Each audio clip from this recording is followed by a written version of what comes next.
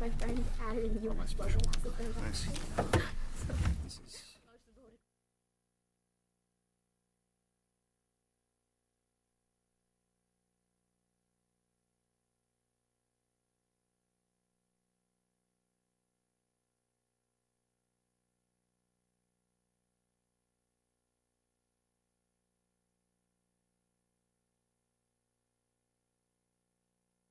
To the flag of the United States of America, and to the republic for which it stands, one nation, under God, indivisible, with liberty and justice for all.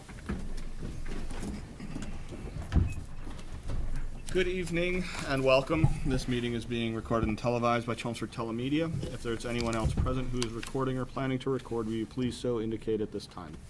Hi, Alana. Okay, at this time, I think it would be appropriate just to have a brief moment of silence for everybody to take a moment and remember the life and the accomplishments of Carol Clevin, who did so much for Chelmsford.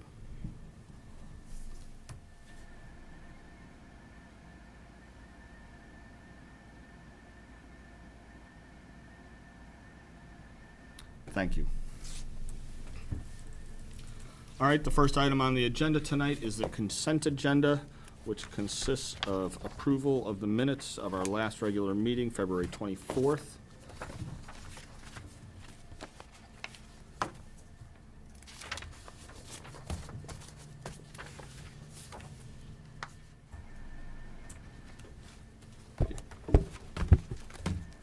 If you've had a chance to review.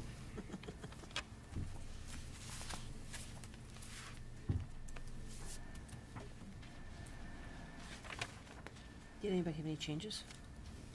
I don't see anything. We can always amend it at a future date if not.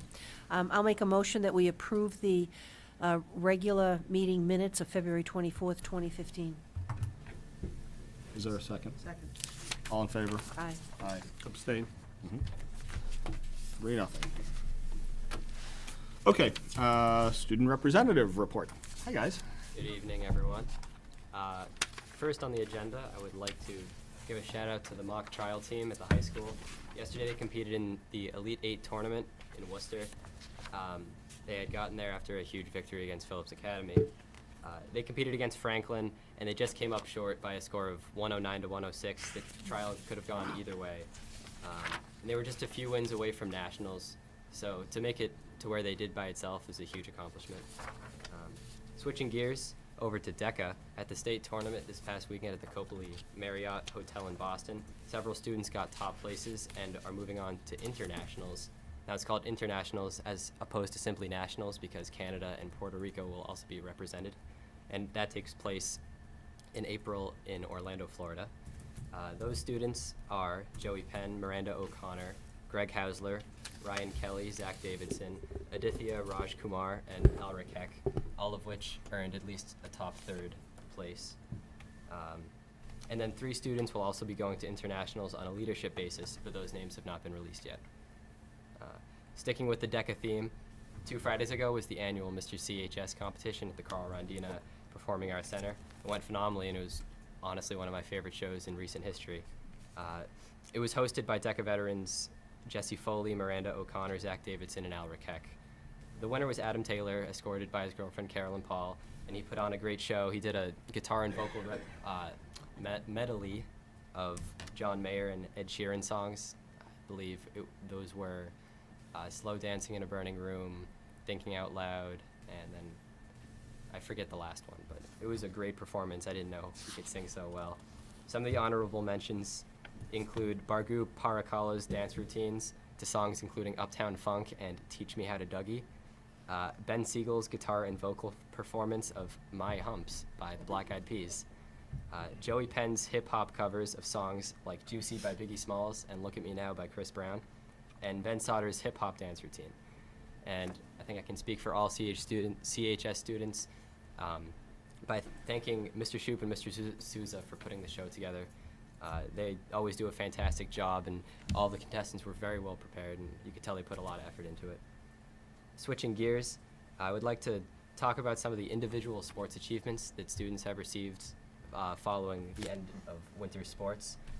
Now, all but one winter sports teams qualified for MIAA postseason play, and therefore all CHS teams this year, except for one team, have qualified for the playoffs, which is a huge achievement, and that says a lot about our athletic program and Mr. Moreau, who's working very hard day in and day out. So some of those individual achievements include senior swim captain and one of February Students of the Month for Emerson House, I believe, Andrew Majeski, who won the state championship for the 500-meter freestyle and came in second place for the 200-meter freestyle for swimming. Now, both of those times broke CHS school records that had been held since 1989, and Andrew is looking to attend the University of Maine to pursue a swimming career. Additionally, from ski team, my fellow co-captain Connor Hart earned an eighth place finish at the state tournament for giant slalom in Wachusett. Connor will be skiing next year for St. Mike's up in Burlington, Vermont. From the wrestling team juniors, Davey Goodall and Griffin Murray won the Division I state championship for their respective weight classes, so congratulations to them. Both the boys and girls hockey teams made very deep playoff runs. They lost to Arlington and Acton-Boxborough in a couple of really close games. And I know the boys hockey team especially, they were playing for their coach, and it was really great to see. And then girls basketball also made a great run. They unfortunately lost to Andover deep in the playoffs. And at one of the games, the Tundra fan section made a great appearance doing a beach theme, and all the students were out wearing their swim trunks and their floaties, which was pretty funny.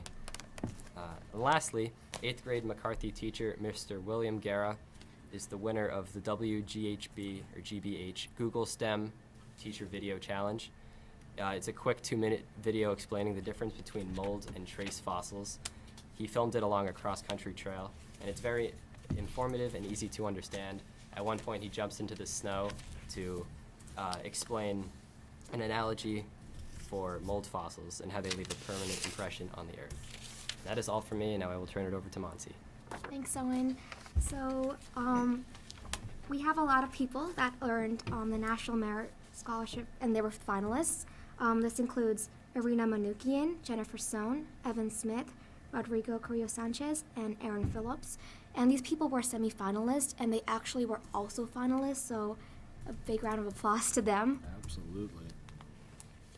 This weekend, we will be having our Science Olympiad States, which will take place at Framingham University or College. And we have 20 students that we selected. I myself will be competing as well. And we're hoping to win first place this year. So I'm looking forward to that. That will take place this Saturday. And there's also a lot of things going on in the Performing Arts Department. Last weekend, the Theater Guild competed at the METG semifinals, and they actually made it to the next level. So they'll be competing at the next level in Boston. On March 26th, the band and pre-Michael concert will take place at the Carl Von Dina Performing Arts Center.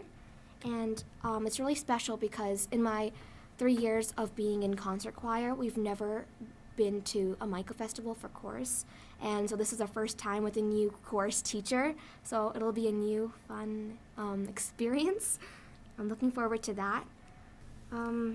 Last week, the treble choir, the a cappella ensemble, known as the Thursdays, and the CHS Symphony Orchestra had their concert. And this week is the All-State Festival, and Arun Venugopal and Caroline Flynn made it into the All-State Choir, and Melanie Fu and Richard Kamanuma made it into the All-State Orchestra. And what had happened is, towards the beginning of the year, they auditioned for senior districts, and from their scores, they were called back to audition for the All-State Festival. And they actually made it past that level, and they'll be attending the, I believe it's 3-day, so the 3-day festival this weekend. So that's pretty good for our school too. Yeah, that's quite impressive. Thank you. All right, thanks, guys.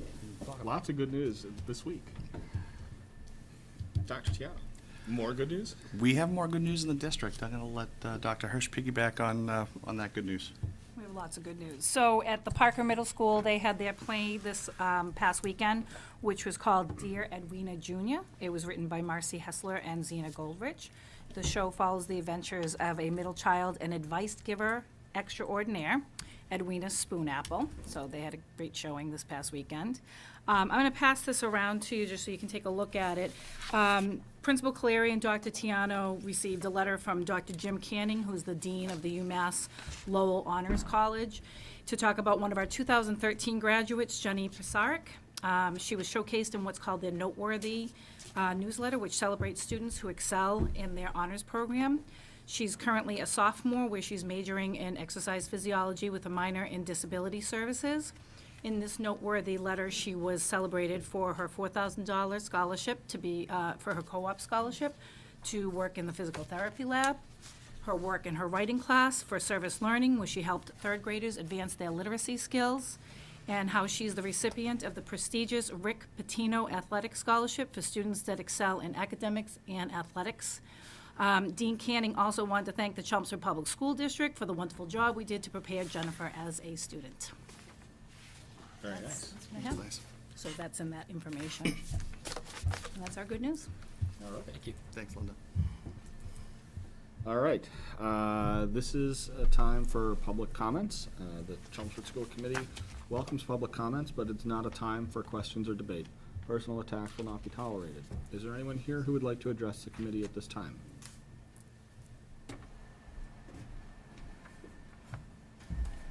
Please state your name and address for the record.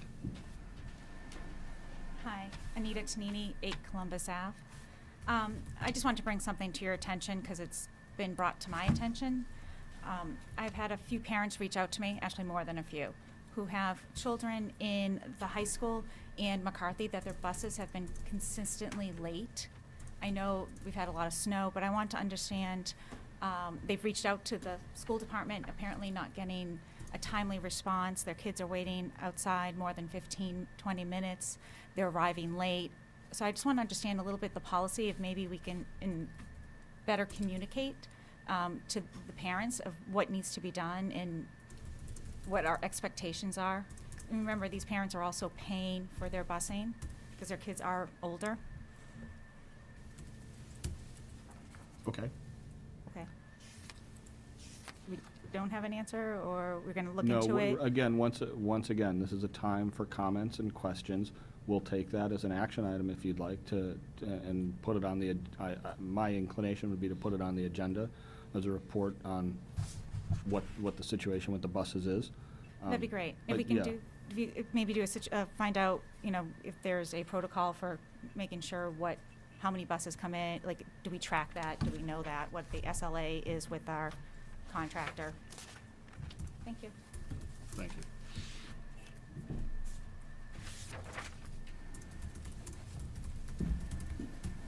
Okay. Is there anyone else who would like to address the committee at this time? Hi, Mike. Ben Cole, Hey, Ben. 200 Richardson Road. I'm president of the Chelmsford Teachers Union. I also live on Brick Hill Road.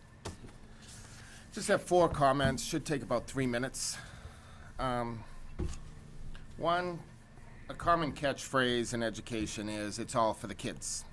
Sometimes it's used as a punchline, but when it comes down to skin and bones, we as teachers hold that as a basic fundamental principle. Nothing precedes it. Which leads me to the next point. In normal circumstances, the superintendent has the final choice in hiring school employees, as well as he should. He should have. However, this year is not normal. We took a vote back in November. I, the union membership, and our rank and file still stand by that vote in that position. And I commend Dr. Tiano for stating that he'll be meeting with CHS staff, parents, and students regarding the appointment of a new principal. I'm also of the opinion that if you continuously request information, you should be prepared and willing to consider it. Therefore, our union leadership is asking the school committee to take a much more active role in searching for our next principal. This brings me to the third point as it relates to teacher input. Recently, a faculty member was spoken to by a supervisor regarding a post on the in-town report. I read it. I thought it was a very thoughtful piece. As a result of this action, several teachers, as a result of this teacher being spoken to, several teachers approached me today and asked that I provide you with letters of concern. They decided not to include their names. Some are very wary of repercussions. Reviewing them, I would say that they're concerned that their teacher voices are not being heard and that their expertise is not being valued. And all are concerned about the leadership. They asked that I give them to members of the school committee. So I'm going to give you, I noticed Al was absent. 3, 4, 5. I'll just give these to you if that's okay. Do with them what you want. Thank you. Thank you. Again, they decided not to include their names, and all are concerned about the leadership of the central office and the new principal. The fourth point is something, I don't know, I guess it's a public debate now. But education is not a business. In the past few years, our leadership positions are as fluid as the typical sales and marketing department in a software startup company. We want someone in leadership who doesn't see Chelmsford as a stepping stone. We don't want anything that would hint at cronyism. We want what's good for the kids, as I'm sure you do. But our school system, we're asking you to consider, our school system is the second most important thing in our children's lives. It's second only to family, and in some instances, the church. They deserve better, because it is all about the kids. Thank you for your time very much. Thank you, Ben. Thanks. Yep.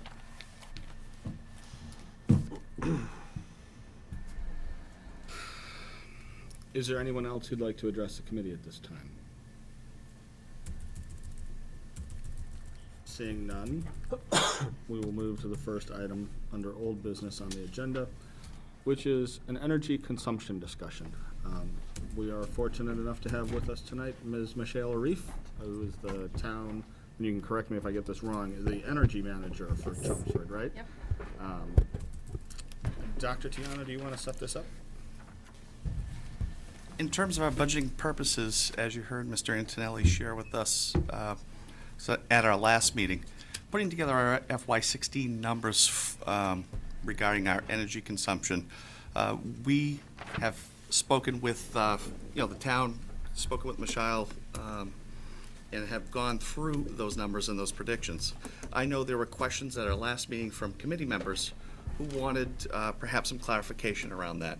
And so the purpose, I emailed at your request, Michelle to come. I know you had reached out to committee members for questions, and I had forwarded those to Michelle as well. And I think this is more of a, at the request of the committee, searching for more information and just trying to put more context around those numbers that we've budgeted for FY16. Okay, so I put together some notes here, so I'm just gonna pass these over to you. You can just take one. Okay, let's take a set right here. You might have to share, I'm not sure. So the first thing that I was asked to discuss was an overview of the electricity credits, how they're generated and applied to school bills, and why they're variable. And so the way these credits come about is we've entered into a net metering agreement with a company called Sincarfa.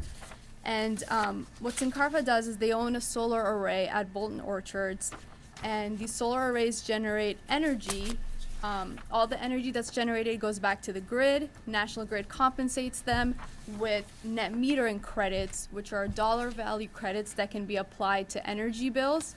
So Sincarfa applies these net metering credits to the energy bills of all our town buildings, including the schools. And so you'll see on a school electricity bill, you'll see cost, how much it costs to supply that amount of electricity. And then you'll see a deduction or a credit, like minus $100, minus $200. So that's a deduction in the amount that you have to pay. And so they're just dollar value credits that are applied to the energy bills. And the way that the net metering agreement works is that we have to pay for these net metering credits. So if you look at, let's see if I may have given my copy here, but if you look at, yeah, thank you. If you look at this little sheet right here, the top half shows the net metering credits that were allocated to each of the school accounts in the months since the solar arrays started generating energy and how much we paid for them. So for example, if you look at the first column, the high school, you can see in January 2015, the high school received about $12,000 worth of net metering credits on its energy bill, electricity bill, and for that we paid $5,000. So there was a net benefit of about $7,000. And so that's just that's the general brief overview of how these credits work. And the reason they vary over the months, a couple of reasons. Number one, the biggest reason is that these depend on solar production. So you'll notice that we get more credits in the summer months and we get less credit in the winter months. And another is just the value of the net metering credit itself. And that's dependent on a lot of things, like National Grid determines the value of net metering credits based on electricity supply charges, delivery charges, transmission charges, things like that. And those can change over time. So that's why there will be a slight variation in the number or the amount of credits that we receive. So, yes. Sorry. Do you want to go through this all and then take questions at the end? I can take questions right now. Because I don't understand the last thing you said there. Yeah. So when we look at the budget and we see that the credits are different, right, from month to month, you're saying there's two possible sources of that variation, right? One is essentially how much we're generating. That I can understand. There's you generate more in the summer than you do in the winter. Right. But the market rate. Yeah. So for example, right now, in January, the value of a net metering credit, we got 23 cents per kilowatt hour that was generated, and that depends on. So during the winter, as you know, the National Grid electricity rates spiked up. And when the electricity rates go up, the value of the net metering credit goes up as well. So 23 cents per kilowatt hour is a very good, it's a generous net metering credit per kilowatt hour. Once a National Grid electricity supply rate goes down, the value of the net metering credit goes down, and then maybe next winter it'll go back up again. But that's all very volatile. That's dependent on the market price of electricity. So that changes a little bit over time. So that will change some of the calculations. The biggest thing, I think, the biggest impact is the generation of solar. So just the more sunny days we get, the more net metering credits we get. Would you care to assign some relative weights there? Like the variation is 75% due to the generation and 25% due to the market, or? Yeah, I can't really. I mean, they're different there are two different factors that are going into this.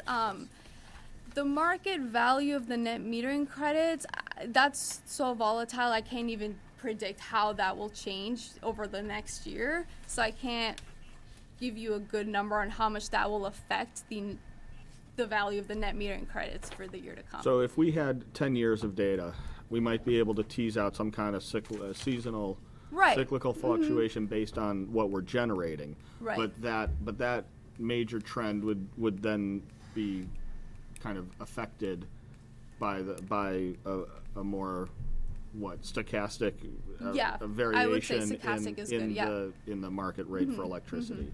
Exactly. But Okay. you'll get a significant drop in the winter anyway, because of the, Right. basically, the sun is not gonna hit the panels at the right angle in the Mm-hmm. winter.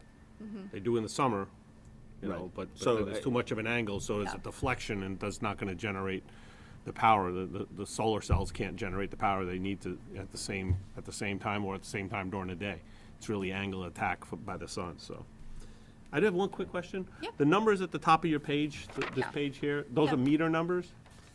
Those are account numbers. Those are just National Grid electricity account numbers. So they must be meter numbers because there's Yeah. 2 high school accounts and 2 Exactly, McCarthy yeah, they're school- associated with different Okay, meters, those yep. must be meters, okay. Okay, should I move on to the next? Yes. Next, all right. So the next thing that the committee wanted me to go over was a historical review of power consumption at the schools. That includes both kilowatt hour and total cost and a forward projection of future needs. So that's this big spreadsheet right here. And so if you flip through the pages, you can see that it shows how much we've spent on energy in fiscal year 13, 14, and what we have spent so far in 15 up till January. And I guess let me so in the very last page, the total energy cost to date is at the very bottom. Fiscal year 2015 total amount that we spent on energy is $494,000. I just did a very rough back of the envelope calculation. So if it's $494 for 7 months, that's about $70,000 per month, and then you multiply that by 12, and you get about $848,000 for the entire fiscal year 2015. So if I project that out to the end of the fiscal year, that's how much I think we will spend on energy at the schools. And as for fiscal year 16, our electricity supply rate and our gas supply rate is going to be the same. Our contract will remain in effect in fiscal year 2016. So in terms of how much we're spending per kilowatt hour and per therm, I don't expect that to change. I don't expect the energy consumption to change. In my opinion, the only thing that would affect that would be if new school programs were added and school hours were extended, if we had more, night shift custodians, things like that, and the light stays on longer. So just changes in the hours and the activities of the school could affect energy consumption. But as far as how much we're paying per kilowatt hour and per therm, that should remain the same. So if our energy consumption remains as it is now, I don't expect the amount that we spend on energy to change in fiscal year 2016. The only maybe thing that I could anticipate is this building, we're going to put in a new cooling unit in the server room that incorporates free cooling, so that could lower the energy usage of this building. Aside from that, I don't see any big glaring things that could affect energy usage in fiscal year 16. Is Bolton, at the bottom of the pages, there's a Bolton Yeah. credit received and an amount paid. So that's the net metering credits that I was talking Okay. about. So that's how much, the first column is how much we received in the credits, and then how much we paid for those credits. And then a net benefit.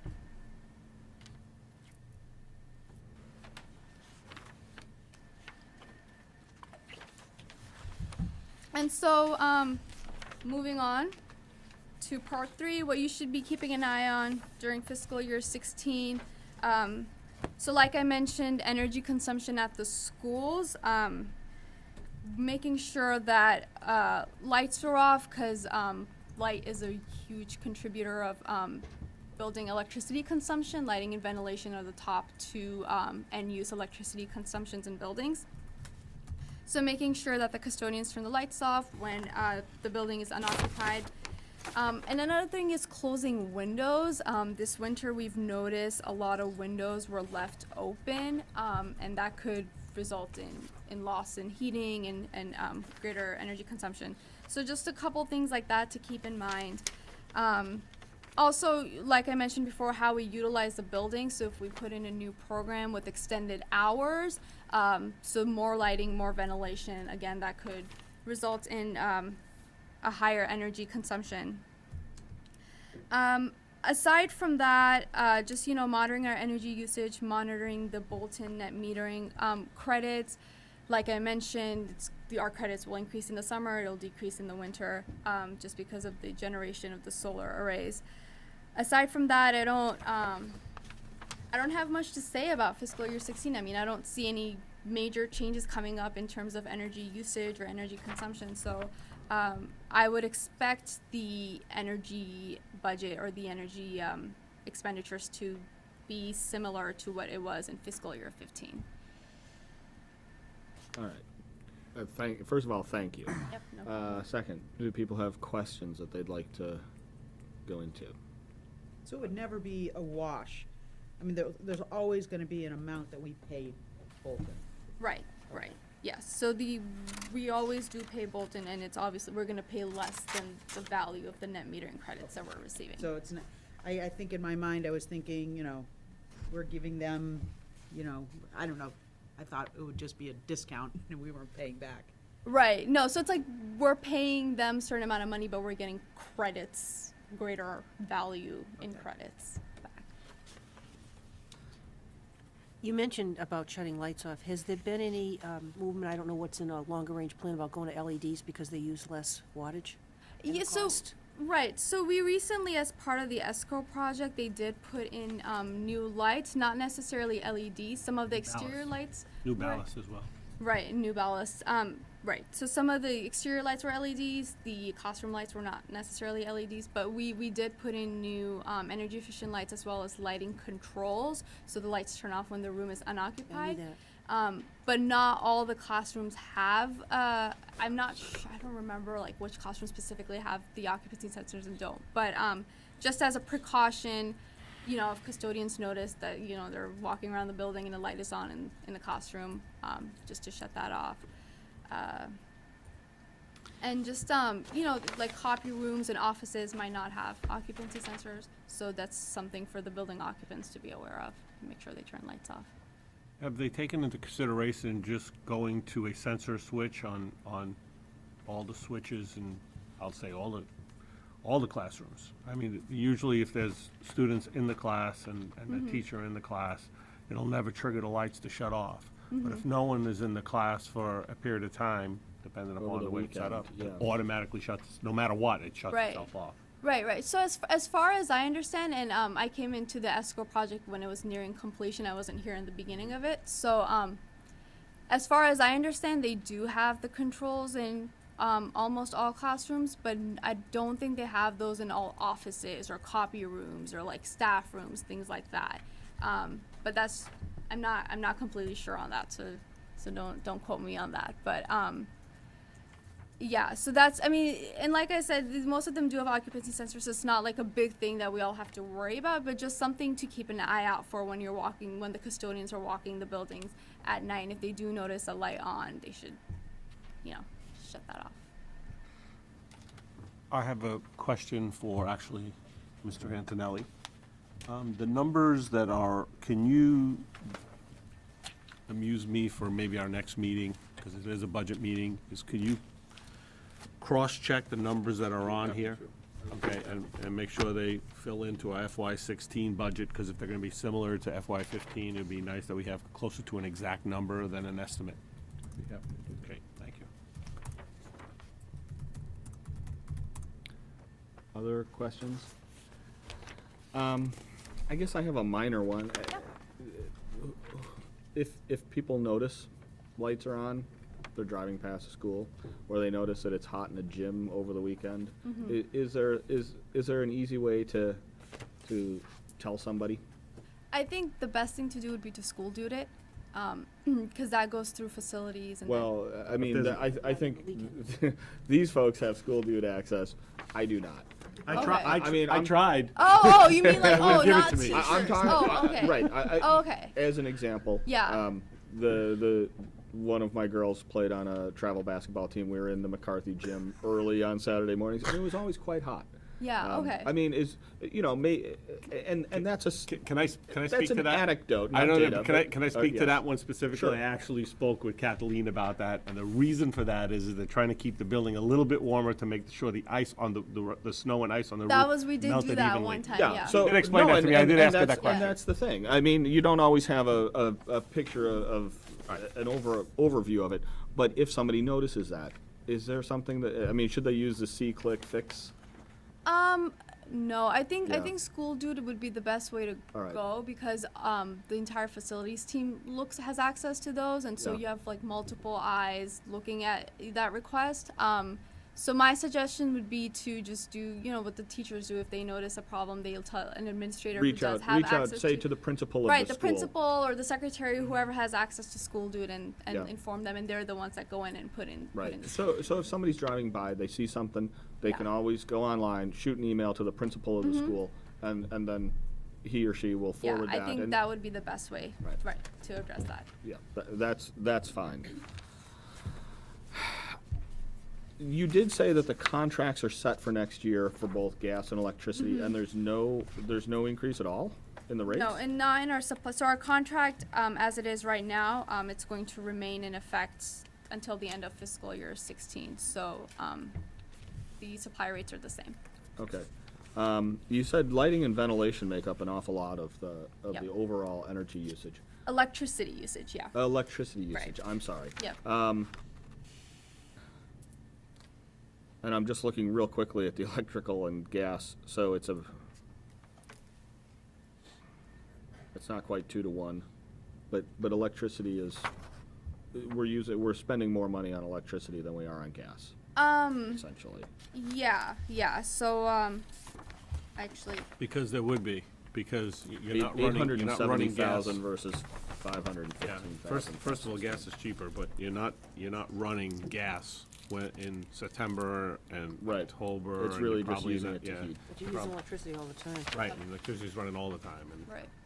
And just kind of to go along with that a little bit, talking about if we're looking at things that might create a change, right? Because essentially what you're saying is we've got a fairly well-controlled system, we've got a fairly well-reported system. We can look at this number, and it's going to be a steady number going into next year as we're trying to set a budget.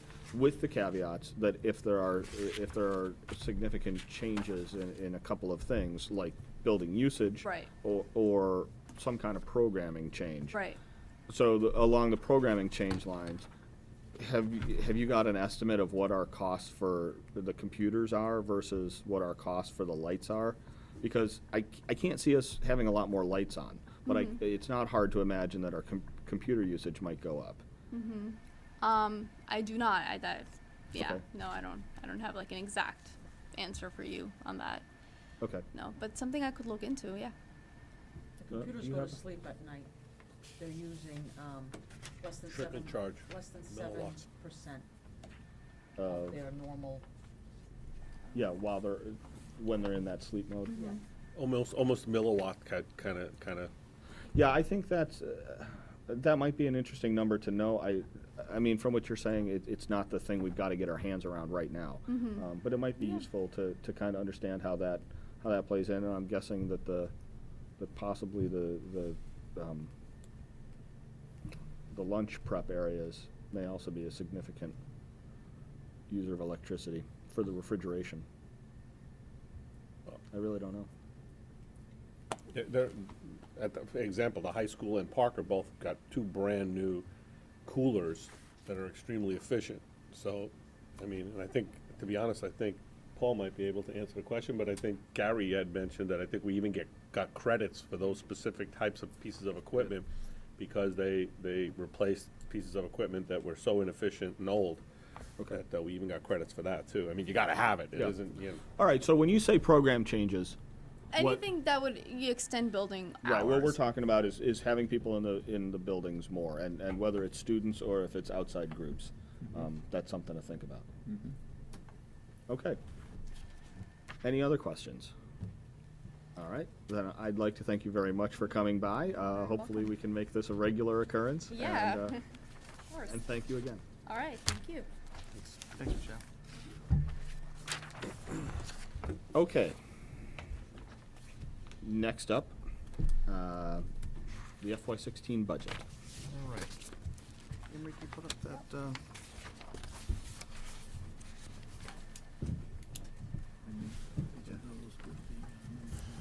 Okay, so it's easy to, yeah, I saw it, there was no difference. One for Barbara, too. Yeah, go on this way. Got it. It's all here with If you can put up the other one, Emery, the other tab. No different than the ones, No, no, okay. there's two tabs on that. Except that one's clean and mine's all scribbled on. No, the other one. Right. There you go. Scribbled all over. Can you tell? I know. This is- Okay, folks, since we last left you, we had put together our preliminary FY16 budget, and you know the process that we had gone through in terms of putting that measured together. We had canceled our meeting last week as we were awaiting the governor's budget and allowing the town manager and his team to go through and put together their recommendations in terms of numbers. We know when we put together our FY16 preliminary budget of $53,018,938, we knew, at least from the perspective, Paul was in the audience at the time, that would be on the high side, and we had anticipated potentially bringing that number down. As you can see on the budget overview sheet that we have on the screen as well, our adjusted budget currently for FY15 is $50,588,751. Again, our preliminary budget that we'd come with, and you see it below, essentially $53,018,938. The town manager, in his recommendation for FY16 for the school department, is $52,400,000. And essentially, the difference between the two is $618,938. That is, as an exercise, we had begun at the administrative level almost immediately upon presenting the FY16 preliminary budget to you in anticipation that we may have to go down this road. What we've done, and we've worked on this for a few weeks, and we shared with our school committee budget subcommittee yesterday morning, we had engaged in an exercise reducing our preliminary budget by $618,000. And on the other side of the sheet that we have for you here, and Anne Marie, if you can go to the next, slide, this right here is our recommendation to the committee for your consideration. Now, as we had scheduled this meeting, and we know we have a school committee meeting next Tuesday on the 24th, to give the committee a week to ask us questions and engage with us in terms of where we've been through this process, get your feedback and priorities. But when we come back on the 24th, knowing that 2 days later, we'll be going before the Finance Committee with our recommendations. You folks may not vote on it at that time because we'll have an open session in April and so forth. But if this is the will of the committee to go through and reduce our preliminary FY16 budget by $618,000 or by any other number that you deem appropriate, we would engage in that exercise as well. But for right now, this was our labor-intensive effort to look at reductions that we could do so we could get within the number that the town manager had recommended for us. Overall, what we try to do is look at non-teaching items. Non-teaching lines in terms of, keeping in place class size as a priority for us. If you want, Mike, I can walk you through these and essentially, give you some of the background there. And between the team, we could provide that for you. I'll start right at the .5 kindergarten at Harrington. We had added that position last year due to enrollment. When Mr. LaCava was here, when the principals were visiting us, talked about the influx that he had had at Harrington over the summer. We added a .5 teacher there.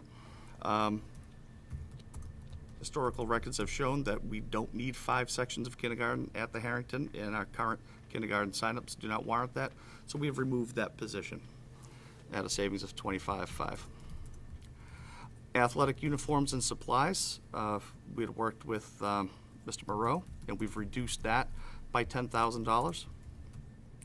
at the CHIPS, we had added a .4 music teacher. This staff member currently is also a .2 at McCarthy Middle School. And the reduction here would not impact planning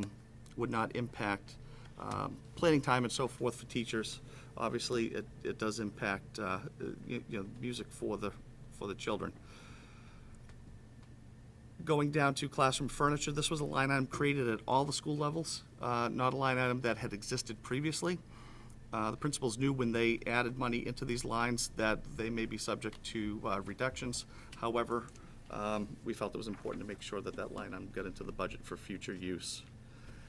And that would be the entire line item there for. So you're zeroing it out. We're zeroing it out, for this year. The conferences and teaches, that is a reduction of $10,000. That's not the entire conference budget. Same thing with the curriculum adoption. That's a reduction of $20,000. That doesn't mean we will not be adopting any curriculum or moving forward in that area, but that is a reduction in that area. In our preliminary FY16 budget, we had reinstated the ELA coordinator, and you see that line 10, and line 13, the science coordinator as well. We are recommending that we have the system in place that we have this year and have that remain for next year, though we feel we need the ELA coordinator and we do need a science coordinator at the cost of not reinstating those positions as opposed to reducing our teachers by 3, 4, 5 teachers. We felt that this was the way to go, especially after having a year in terms of under this programming. The column on the left is the savings, obviously, of the salary of the ELA coordinator. The cost to the right would be stipend for the administrator who's currently doing double duty, as well as the position of a facilitator at either the middle school or the high school level. This was what we had recommended this current year, and was also past practice that we had done when we had program facilitators at ELA and when we made cuts back in 2008. Do you mind if I ask a question now? Sure. The facilitator, Mhm. Can you talk a little bit about what their role is? Sure. Linda, would you like Want to me take to that? talk about, since I was a facilitator? Sure, she was, yeah. I figured it'd be easier. I was the ELA facilitator, so I know what the role was. So that would be working with the professional development, running those meetings, running some of the professional development, making recommendations on what we would need for budgeting purposes to, at that time, it was the ELA coordinator / curriculum coordinator. And it would also be working with teachers to provide professional development in very specific areas that they needed. So if they need some writing help, whether it just be an ELA teacher or go over to the science department and be working in that type of capacity. Like coaching? Yes, like coaching, because you're still in the teachers unit. So you're still working as your colleague with your teachers. And that's what you'll be doing. It's not a supervisory role. Okay. And you would look at other districts as well who do not have the cadre of coordinators that we have. Some districts do not have a math, science, technology, so forth. They have a STEM coordinator, one person, but Right. they still have folks in the teachers unit that are there to facilitate because as they're spread thinly. One point to note with the science coordinator position as well is that currently through a grant we have 2 math coaches who've been used quite effectively in terms of unpacking the standards and doing that crosswalk to our curriculum piece, where they, as a team, have done that successfully in mathematics. We would be moving those math coaches to science coaches and going through that same process of unpacking those next generation science standards. So you'd look at a coordinator, a facilitator, and then those 2 coaches who are a part of a grant, and they would help facilitate that process next year. So additional help. The grant is secure, or It's the teacher quality grant, so it's an entitlement grant, so it's not one that, it's not in the cuts for the FY16 budget for the governor's budget. Yeah, So- we talked about that yesterday Yeah. morning, Yeah. specifically. We anticipate that, because that's one of the, it's like Title I, Title IIA, those Oh, are, I'm sorry, it's federal, it's not state. yeah. So they're ours. So we don't anticipate, sometimes they fluctuate by $3,000-$4,000. Mm-hmm. but we would make adjustments. That's how we do a lot of our professional development. We have our multi-part Right. series, we have our 3 coaches through there, so it's a pretty decent amount of money to work with. And we're in our 4th year of using our coaches, so we have a writing coach as well. Before we had a reading coach and a writing coach when we had the Journeys program come in. Once they get that ball rolling, you shift them to another coaching. The mathematics is now moving forward, then let's shift it to, it would have been shifted to science at that point anyway. Same with curriculum adoption, those type of things. You gotta roll them all out. Okay, thank you. Next on the list is you have recess aides. This would be at the middle school. We would reduce the number of aides at one at the McCarthy and one at the Parker School. The RICO Management Services, as we looked at this contract, essentially the reduction in savings would be a reduction of 1 RICO staff member at the high school. Currently, there are 2 people there. The idea is facilitating copying for the district, centralized, reducing costs. By reducing that position, the add back there would be the add back of what we call the copy clerk at the Parker School. And so you would have a copy clerk still that's at the McCarthy. The one at Parker, we did not put into the budget because that person was not, we had envisioned reducing both of them. That being said, to pick up some of the slack at the high school, we envision the copy clerks at the middle schools perhaps sharing some time there, but we'll work out the logistics of that piece of it. Ellen? Yep. So one of the things that I had asked is whether or not the contract language, if this changes anything to do with what we have. And so what Frank Antonelli had said was that there was a clause in there that everything is subject to appropriation. But I would still like to take a look and see what the contract states, what we have with them for an understanding, because it's a contract that's not online. You want a copy of the contract? Yeah, please. Sure. And if you have it, electronic, you could just forward it to me that way. I don't have to have a piece of paper. Okay. If that's easier, Sure. please. I'd be happy to do that. Thank you. I'm just going to go through again. For the sub costs, this is a reduction that we've been wrestling with for the last year and a half, and we believe we can have a savings of $125,000. I'm going to save that as a placeholder and come back to this. Summer curriculum writing, again, it's not the entire line item. This would be a reduction by $10,000. A teaching team at the McCarthy Middle School, grade 5. This is not due to a reduction in budgeting. This would be along the lines of a regular enrollment review. As you saw at the Byam School, we had reduced a teacher at 1 grade level, and we had added another grade level based on the based on the enrollment. Our numbers have been going down at the McCarthy. What's taken us a little longer in terms of putting this together is, as our neighborhoods, it's not even split between the elementary schools and the middle schools. So to make sure that our numbers are as accurate, as up to date as they can be, we needed to have the elementary secretaries go in, and there's 6 kids in one neighborhood at Byam where most of the kids go to Parker. There's still 8 kids that go to McCarthy and so forth. So we wanted to make sure that we had those numbers accurate. And by the way, I didn't mention this at the front end. Each staff member whom these projected cuts would impact have already been spoken with, and their administrators have gone through this with them. Given the amount of retirements, we see most of or almost all of these folks with us next year in terms of due to attrition. I can tell you our 2 recess aides, we already have 1 resignation and 1 potential resignation, and those are jobs that fluctuate over the summer. So we're confident that folks in the situation would be with us. The same thing with the McCarthy Middle School 5th grade teachers. As PTS folks would be guaranteed a job next year. However, we have enough retirements that nobody would be exiting due to this reduction. The textbook and supplies is a reduction to $15,000. And again, that's not the entire line, but that's a reduction. None of these are what we want to do. We had put together the preliminary FY16 budget for what we felt we needed. But if we're forced to reduce, this is our recommendations.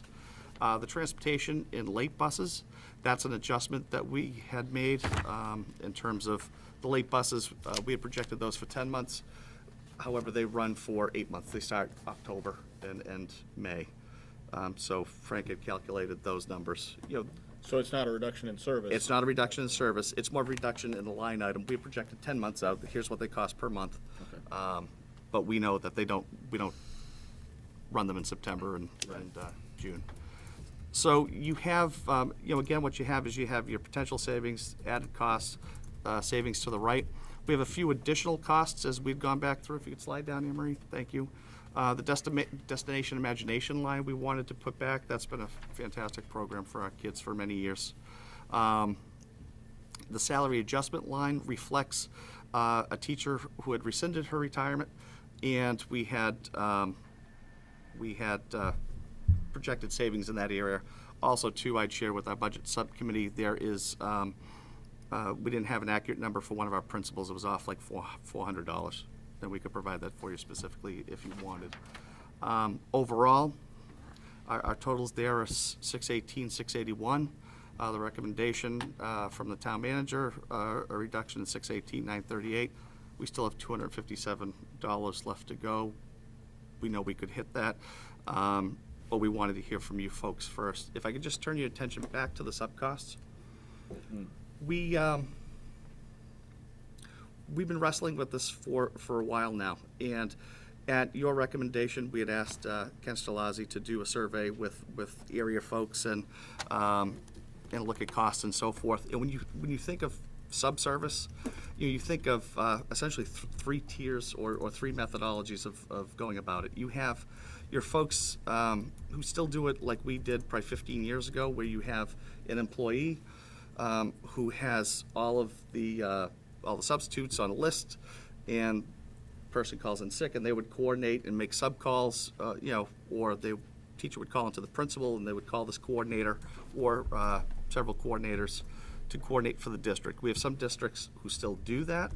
Bill Rickett comes to mind. In the middle area, you have folks that have ESOP software, which is essentially the software that Kelly Services uses. And essentially, it's sort of database system. Somebody still has to control that, but it's more productive in terms of it does automated phone calls. It does a lot of the matching. Teachers can sign up online for a sub, and it's more efficient. It's better than Mrs. Nelson calling in the morning, calling all the subs.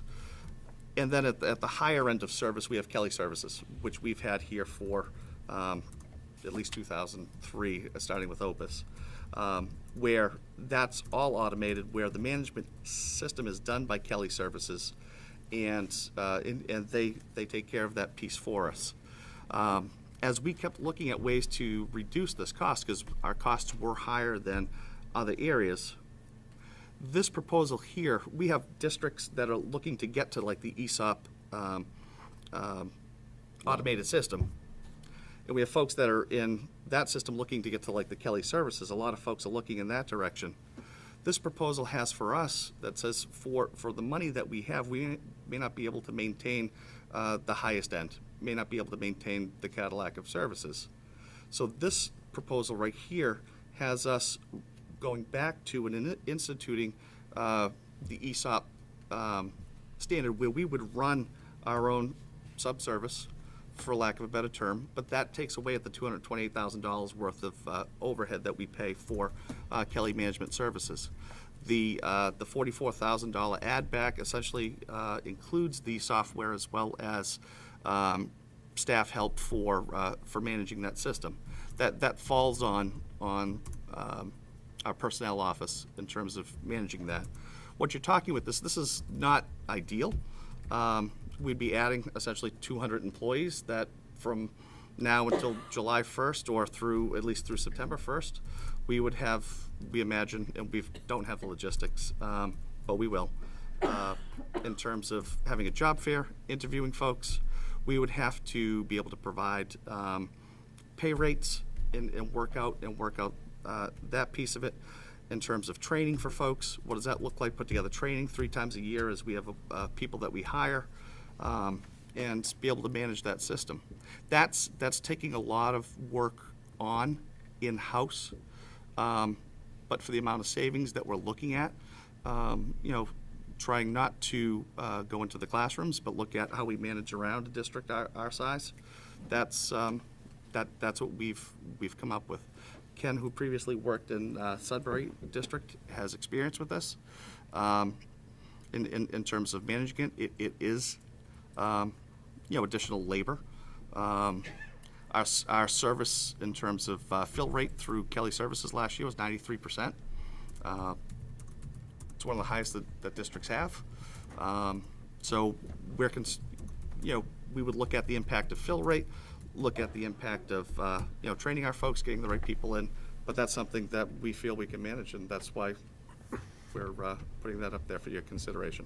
Are they technically our employees? They- And do any of them earn benefits from? They would not earn benefits, and we've. No, Dr. Tiano mentioned that these individuals will quote-unquote become our employees.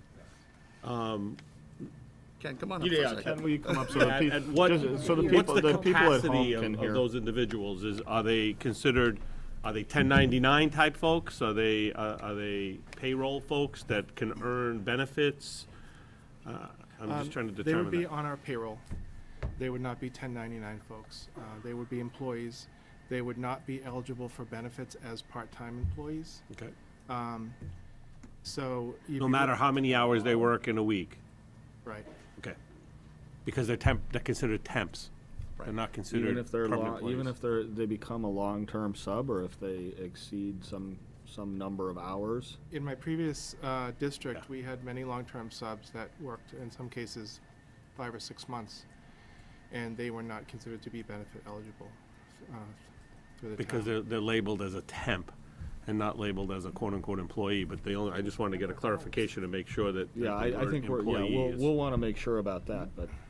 It's really, it's actually a designation, it's the responsibility of the district and the town. The town sets that limit. They're the one that says it. It's really not a mandated from anywhere else. What limit? In other words, the amount, what constitutes a full-time employee and that generates, that you get benefits. Because these employees, for example, and I'm not 100% sure of this, but again, Ken can straighten me out on this. These employees are not required to pay into retirement or even union dues or any of They're those not items. under any 'cause- of our contracts. Correct, well, that's what I meant. I mean, they're not, they don't fall into those categories, is that correct? That's right. They would be considered employees at will. Okay, They would contribute to the state OBRA plan, which is a mandatory contribution plan for employees that aren't eligible for any other retirement plan in a district. So that's a mandatory plan, 7.5% is deducted from their pay and goes into it's a 457 plan, which is similar to a 403B, and that's mandatory for all employees in that category. good. And healthcare or other benefits? They would not be No, eligible nothing? for those benefits, no. And just to go back, something you said, that whether or not they meet that definition of employee is something that rides solely on the number of hours that they work? In the private With sector, the- it does. With the town, which is a number set by the town? No, Nick, No, Okay. in the private sector, what happens is a private company will determine the amount of hours, quote unquote, you require to work to be eligible for full benefits. So in some cases, it's 30 hours, some cases it's 28, some cases it's 32, depending upon what company it is, and they set it, it's not. And is that, are we in a similar situation, or can we have somebody work 40 hours a week and still be not considered a full employee? again, my experience has been, and we would have to check on this, that because of the type of employee that they are, a temporary employee, that regardless of the number of hours they work, the fact that it's temporary in nature means that they would not be eligible for benefits, but that's something we would certainly want to check. Yeah, because they're not it's not their full-time job Right. per se, you know what I mean? That belongs to someone else, someone else's position, and they can't take that job away, and they don't have the eligibility of that individual as well. And they're not guaranteed that they're gonna work 20 hours or 40 hours Correct. a week, and that's another piece Right, to the it, person- probably. And they're not required to. Yeah, Right, and they're not and, required to. right, the employee can come back earlier, and that because they're an employee at will, they have no recourse. And all of our potential subs or only the ones that work would be added to the payroll? That, All of our subs that in we this new run? model would be added to our payroll, and would all be employees, whether they're short-term, long-term. We have a few long-term subs that are on our payroll now, and that's only because Kelly Services doesn't provide clinical-type substitutes, so occasionally when we have a speech pathologist who needs to cover for a teacher, we will hire them and put them on our payroll, but very few right now. but this would be a significant expansion, at least of the number of names on the Absolutely. payroll. Yeah. In work at payroll. And the record keeping that goes along with Right. that. Could be up to 25% increase in the number of our employees. So basically a couple of hundred people. And it would be a little bit of a challenge to find that right number. In my past district, there was always a challenge and the right balance of subs. You don't want to have too many that there's not enough work and they're not interested, but you don't want to have too few to cover your assignment. So that we would need to do some additional research to find out what our target number would be as well. And, and, yeah, okay. That's fine. Have we got a target fill rate then, under this approach? Well, the target fill rate is 100%. You look to fill. Well, I you'll- mean, realistically, you'll- Kelly's not doing that for us. Right. You look to provide subs for every absence, that we have. But But we don't. I mean, we don't now. So, I Right. mean, I think this will be an important thing as we move forward here. We know we're giving up a little bit of it.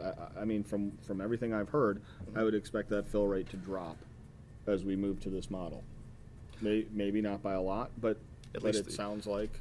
well, through any major transition that this would be, you expect something lost in the transition to get it up and running in terms Sure, of and September, as we talk October. about, right-sizing the number of substitutes, that'll take a little bit of, probably trial and error. And I So I guess what I'm asking is, how do we know when we've got that right? I mean, it would be no trouble to get a 50% fill rate, but that's not a realistic target. We want something higher. I don't want to set an unreasonable goal. I guess that's what I'm asking about. Are we gonna see a drop to 90? Well, that's the plan we'll be putting together going forward. I mean, this is our recommendation to you, and we're committed to doing that work over the next few months and through the summer, and putting this program together. Other districts do it this way. Other districts do it in a more archaic fashion. And we know that with the more archaic fashion, the one person controlling it, typically the fill rates are considerably lower than. It's about than what we get. 77%, Right. compared with a similar district. So similar districts who are running an ESOP program, I mean, what, In my last district, we went from having a sub-caller to implementing ASOP. The longer I work here, the more I forget about my easier those past numbers job, get. but I know that there was an increase in the fill rate by going from a sub-caller to ASOP. I can't recall what the numbers were. okay. And some Okay. of the data is already being collected by the teachers' union. I mean, we had a report last week from Mrs. Tice from, I don't remember, 4th grade. Well, we'd Lisa like to check. Tice? Well, we had a We've- promise of a had, report. I haven't. We'd like to I look at the haven't seen any validity numbers. of that and compare it. Sure, with- but, yeah, if it turns out that they've done their work, it's something we can look at. Well, I mean, I think that those are numbers we can generate in-house. We can know, have we reports know for what, I mean, when we say we have a 93% fill rate, that's coming from the work with Kelly, Right. right? And so if we adopt this model instead, we should also be able to track that number. Yeah, and it also goes by call-ins. So if there's no call-in and there's no teacher, then your success rate is 100% because nobody called in looking for a sub, so they didn't have to send a sub to replace it. But there's still someone missing potentially at a school or in a position. You understand what I'm saying? In other words, But, okay, I think that's that's what an I'm talking interesting about. point, but Lost, this, yeah. but this model is much the same as the Kelly Right. one, right? It's still don't gonna call be, in. it's still gonna be incumbent on the teacher or other employee who's calling out for the day to make that contact. Right. All right, so I have a couple of questions, just so I have clarity one more time. Are we getting rid of the Kelly service contract? We're eliminating that? It's up this year. Right, I saw that up online and I was just Yeah. checking. Right. Okay, so we're getting rid of that, we're creating our own model. Then you will be able to do a back out of how many of the subs are filling in for sick time, long-term subs, personal days, PD days, and so forth. In this new model, Yes, exactly the same way. It's It the was same Kelly did? system. right, So it's all categorized by type of absence. And, Right. yep. right, just so that we make sure that we can maintain the same kind of data where, and I've said this before, where we're going to go into collective bargaining, we take a look at sick time and different things like that, and what some of the numbers with vacancies in the Kelly service approach has been, that it kind of skews it, so it looks like there might be an abuse by our staff, which in reality there isn't. And And how does that work then with this particular model? Are we still doing a vacancy thing? Are we? same exact way. I presented here a couple of months ago, and I shared that we've put some changes in place to reduce the number of vacancies, which is just a way to get a sub in that's not tied to an individual. We've reduced that to 4 different types. My assistant is monitoring that very closely. In this new model, it would be the same thing. We would be in control of setting up those vacancy types and absence types. So it would essentially work the same way. Okay. Anything else? On the sheet or to Ken? I think either at this point. Do you, I have a question about the transportation late buses that we were budgeting for 10 months but only using 8. Are there any other expenses that we do that way, that we budget for 2 months and we don't use? No? Thank you. And is that part of the current contract with NRT? And how were we able to reduce that? It is part of the contract. And they were amenable to reducing the expenditure? I mean, the That's duration? the way the contract is right now. When I was building the budget, I misunderstood it by putting it in for the 10-month period. Got it. So it's only covered for only Okay. 8. Thank So in you. other words, that's the true That's cost. the true number. Thank you. Right. It would have been under budget by that amount. Yeah, we talked about that yesterday as well. you good? I did take just a one quick thing as a note, and I wanted to go back because I know we've had past years discussions about textbook costs and stuff like that, and and 15,000 doesn't seem like a lot, but there was one year way back, that man, we just literally wiped out a textbook budget. Yeah. And so I just wanted to just go back and check it, and really, the budget as planned in the book is about $312,000, so it's a reduction of $15K off of 312. So it's not like, and believe me, I'm sure the 15K is needed, but it's not like taking, 15K away from 30K. It's taking 15K away from 312, so So what are we buying I don't think there's a, if you reduce it?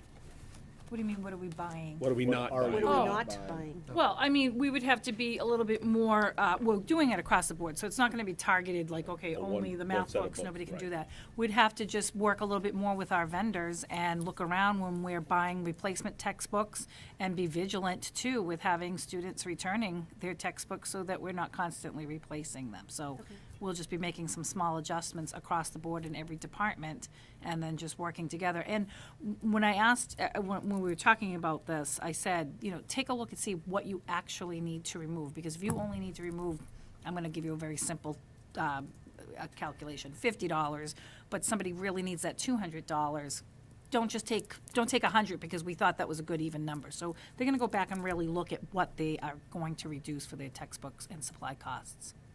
It's 4%. Yeah, it was about 5, we were thinking 4 to 5% Yeah, it's about 4%. was reasonable.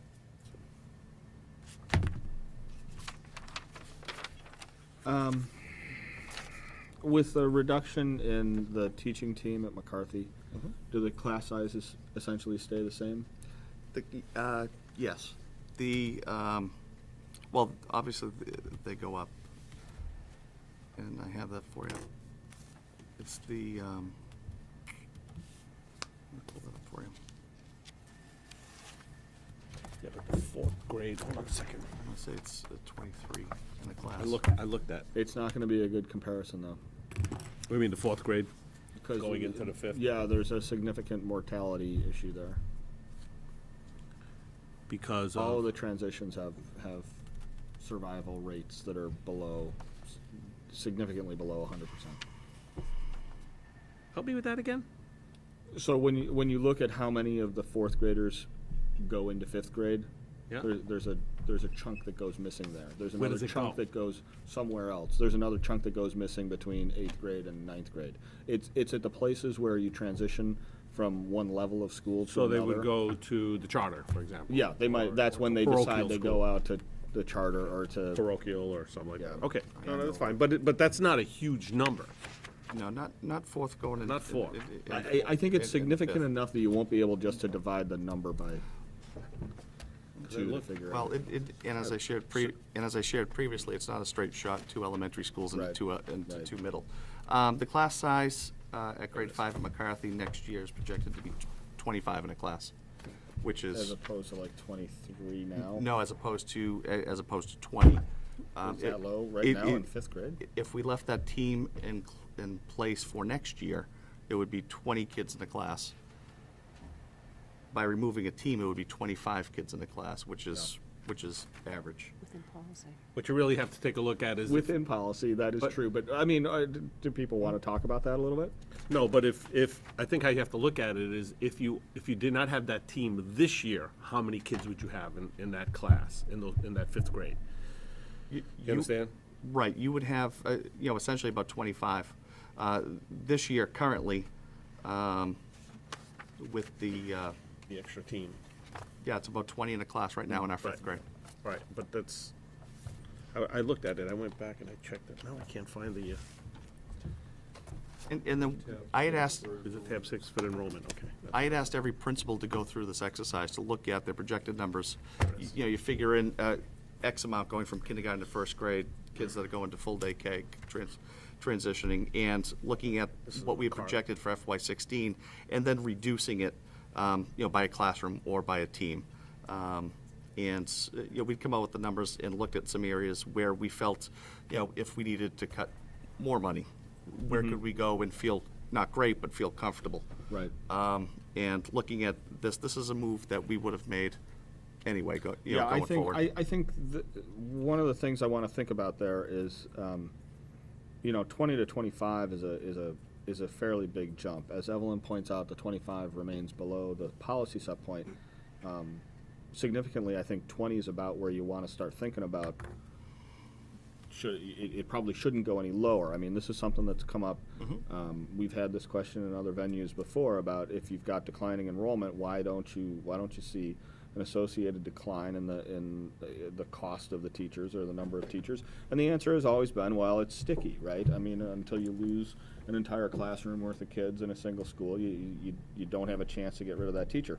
But we should be thinking about, as long as we're in a period of declining enrollment, and it looks like we will be for the foreseeable future, we should be thinking about not only what a maximum number of kids in a class should be, but also what a reasonable minimum number is. I mean, And you've seen it that over seems the to past me that, few years, yeah, as and I we've think reduced 20 elementary is pretty elementary close. classrooms.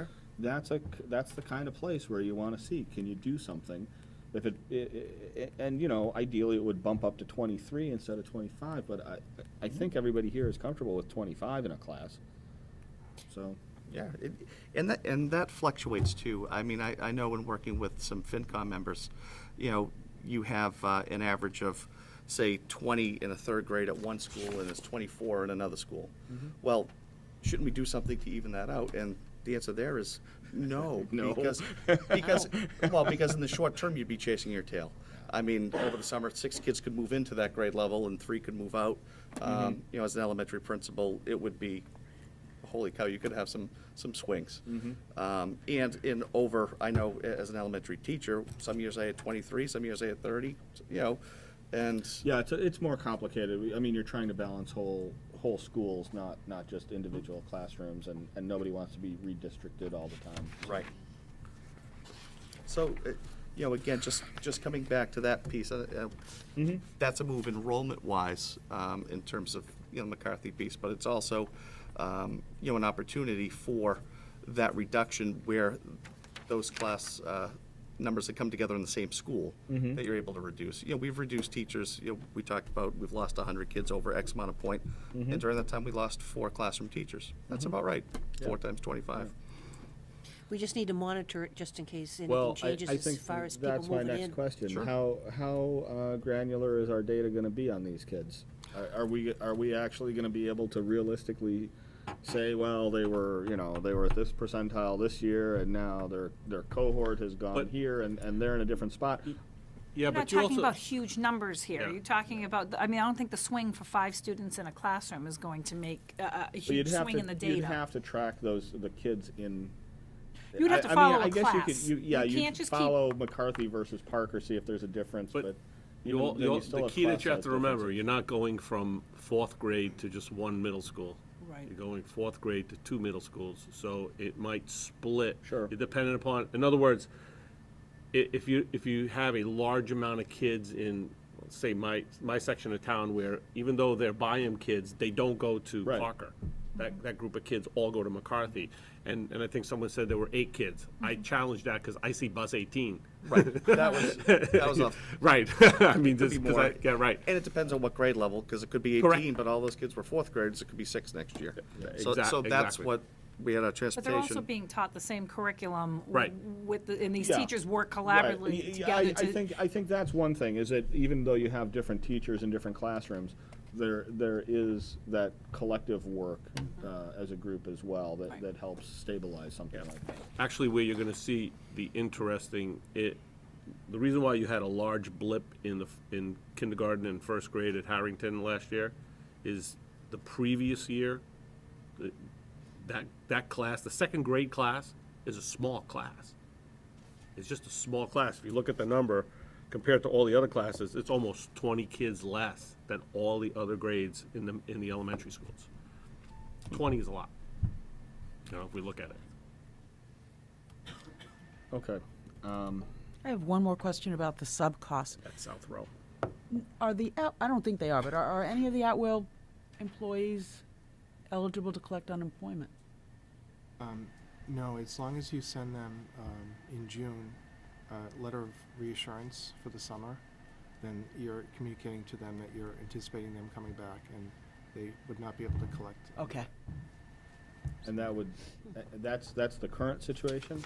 No, that's what we would do if they were our own employees. So at Right. the end of next year, if that was our system, we would send them a letter in June, and it would be a letter of reasonable assurance for the next year.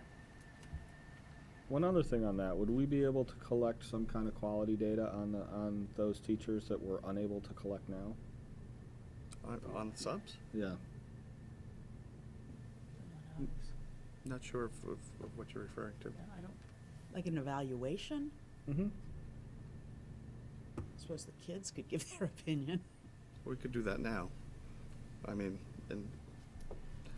It'll be the same situation, Yeah, if there in were, the so building. if there were some kind of feedback to the principal, they would have that. It wouldn't necessarily just go to Kelly, and we wouldn't have it. Right, we get feedback, as building administrators daily. Yeah. We know as a building administrator, this sub is not working out, therefore. Right. Would it improve our building administrator's ability to make sure that they got desirable subs as opposed to people that weren't working out? No, right now. If they're cut out of the loop with Kelly, are they No. going to be any more in it? No, right now, essentially, is if you have a sub that's not working out, as a building principal, you call Ken or Kelly and say, Not again. that sub will never be back at McCarthy Middle School Yeah, when I was there.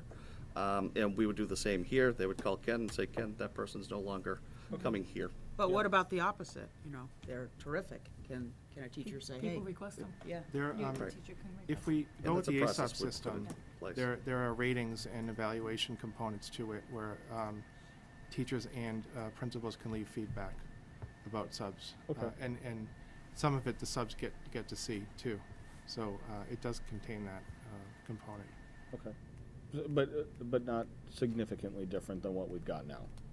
No, But Frank said, the only certainly difference not a would be- degradation. No, the principal would call me instead of calling Kelly. Yeah. Everybody else okay right now? I've got one more thing, and that's about the coordinators. A couple of aspects of that I'd like to go through. One, the stipend is largely to recognize or to compensate for the extra evaluation work. And coordination and, work. and the coordination Facilitation work. Okay. work and. So the Budgeting coordination and the facilitation, we can offload a little bit onto the other positions. Right, We cannot offload any of that evaluation work, right? absolutely not. Short of hiring another person, is there any way we can reduce the evaluation load on those coordinators? Well, we spread them out. Yeah, between deans and The principals and principals. I assistant mean, principals and- typically, it's a heavy load. You're looking at 23 people. Yeah. Okay. I guess the other question is kind of the big picture one. Are those the two coordinators we don't need? Well, I wouldn't say that we don't need them. I mean, that's a tough thing to say. But Yes, I agree. absorbing in, that would be two areas we Are feel those, though. well, I think that's Well, and the that's what flip you're doing, side of you're that filling coin. in the hole. Are those the two areas where we're best positioned to go with a single with one coordinator Right, because split those are as opposed MCAS to- tested subjects. We have subjects that are not MCAS tested that still have coordinators in Right. place Could and may we- teach one class. may Could teach we one or two combine classes. those? Yeah, so. They teach. But they also teach But on top one of or it. two Well- classes. Well, yeah, I mean, this is the conversation I think we ought to have at some point. When I think I'm okay with the idea that you don't have to have a coordinator for every single subject area. We've done okay this year. I recognize that there are sacrifices and contributions being made that don't always get recognized. Certainly not at this level. That are necessary to make something like that work, and I don't want to downplay that. But my bigger concern is that if that's a viable model, then are these the right areas to be implementing that model in? And I think that would be a longer conversation, as you're talking about our model of providing administrative services. As we put together our preliminary budget, we had these positions in there. This is again, not something we want to do. But while you're talking about a system that's in place already to manage this, as opposed to the reduction of another staff member, another administrator, and if that's the will of the committee, then we would go in that direction. But right now, Well, I think there's- we feel confident in terms of what we have in place And it also to not depends, disrupt it. it also depends what individuals you have on your staff that can maintain those specific positions. Sure. That's You the other know, piece of it. you may say that, pick one of your other classes where you suggested that teacher is only teaching one class. Maybe that individual is just not capable to take on two different curriculums. They're just not capable No, of doing it. I you know what I mean? agree. For whatever and, reason. and I think that I'm the not- two I'm not people trying that to we pick on do anybody, I'm have just- doing double duties, I think they're. I think you're marrying I feel very common good about having them curriculum. in that. Correct. You're marrying a humanities that piece. also I ELA agree with. and social Right. studies have always collectively worked. Yeah, Some of our you teachers wouldn't- are an ELA and Right, social studies right. teacher Same thing in with grade 5 and mathematics and 6. And science. math and science go hand. I'm not saying this is perfect, but Yeah. I'm saying we're looking at, you wouldn't put, music and something together. Right, I'm no, just picking I one of agree with them. that too. I think that these are natural fits, and that all goes to the argument that actually, yeah, these are, if we're gonna reduce our administrator coverage, these are the areas where actually we do wanna reduce it.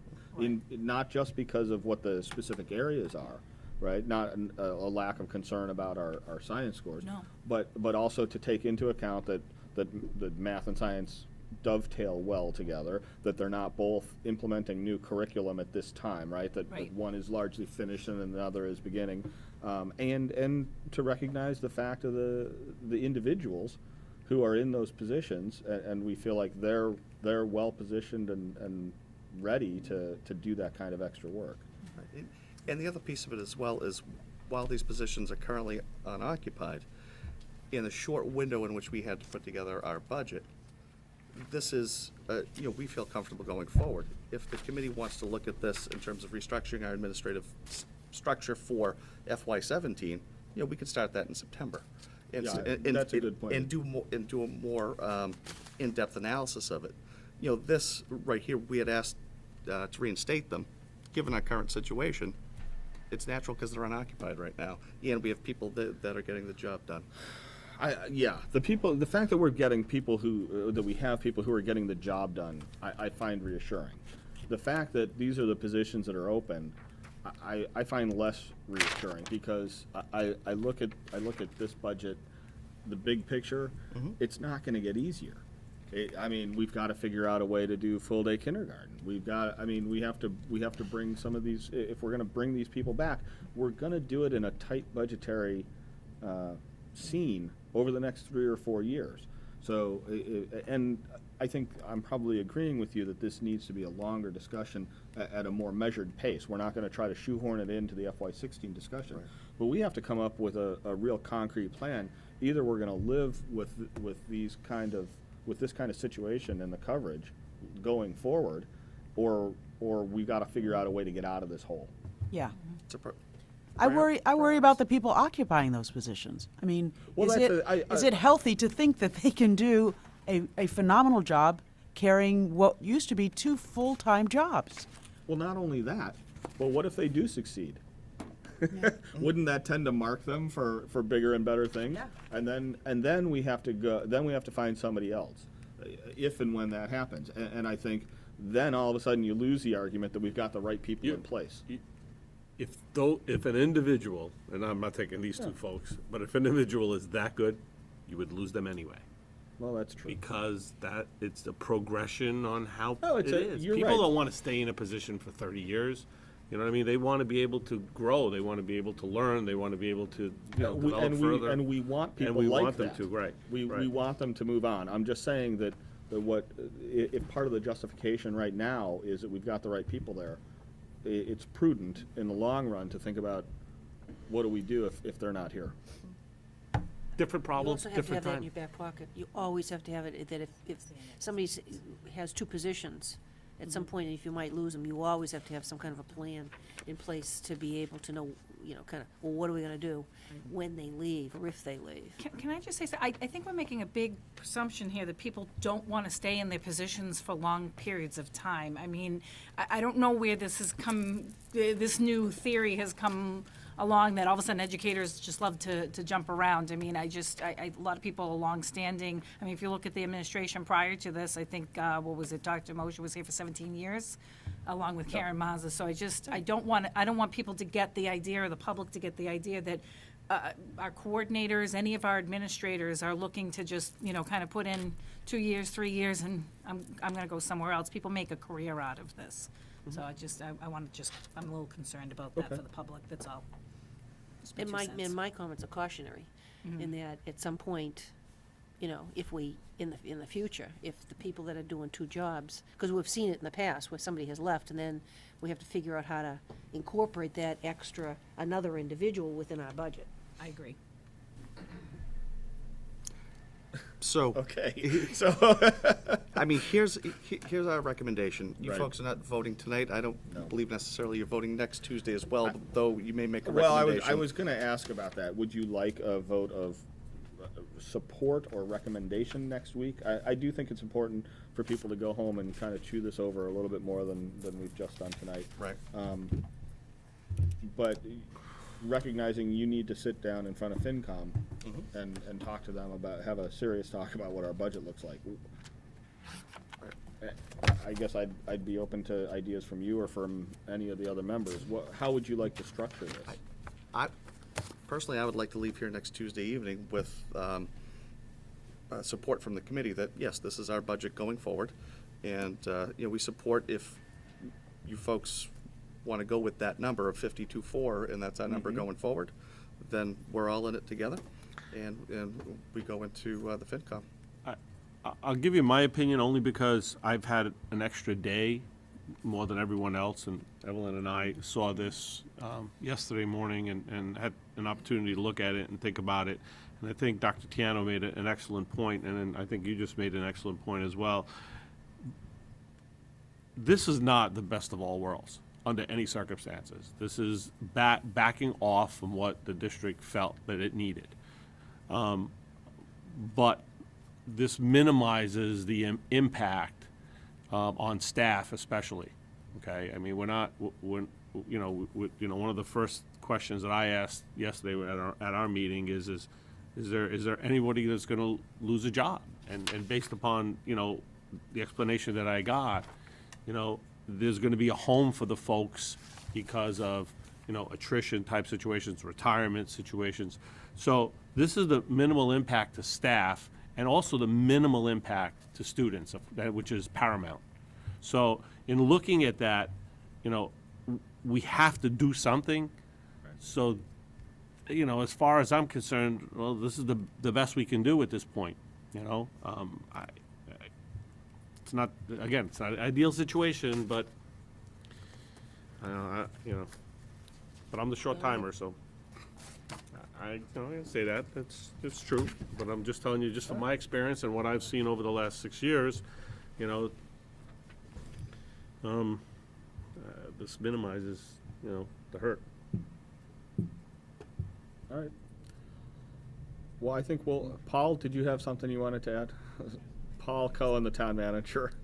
The only reason I'm speaking because I know time is of the essence, and you asked a question about the substitutes and if there'd be an issue, and the issue that I think has been raised, and is probably rightfully so because it's so confusing, the Federal Affordable Care Act has a requirement that was supposed to take place in 2015, is now scheduled to take place in 2016, regarding health care provision for employees who work 30 or more hours per week. It's the pay or play provision. And therefore meaning that if we don't provide these people with health care benefits who work 30 or more hours per week, then we're going to be subject to a pay provision from the federal government. So I'm sure that's going to affect whether you stay with your current methodology of a outside vendor who's going to factor that into their costs, or this if we go in-house. But I just want you to bear that in mind, because that is a real cost that will come to the community, provided something doesn't change a year from now. What's the number, 30 hours? Is it 30 hours, 30 yeah. hours. So I'm saying if you so what we'd have, And what is we'll have to do does is that we'll- get triggered in any one week? Is there a no, it's cumulative? over the course of a year. So no, we have to track, we'll have to track, and we will be doing this with Yeah. our Munis system. We have to track the hours of all employees. Obviously, for most people who are on a full-time schedule, it's not an issue. We know, and we're providing them with benefits. And if they work, sorry, But if there are people who are substitute teachers, or people that we fill in the library, or those type of things, and it comes out to 30 hours per week, if we get a report at the end of the year, if we have not provided them with health care insurance, then we would be subject to a penalty from the federal government. And so our software that's coming into effect with our vendor, with Munis, will be tracking that in the year ahead. So I just didn't want us, meaning the collective us, to be hit with a surprise penalty in 2016 as a result of this. Again, assuming this was supposed to take effect in 15, it got delayed.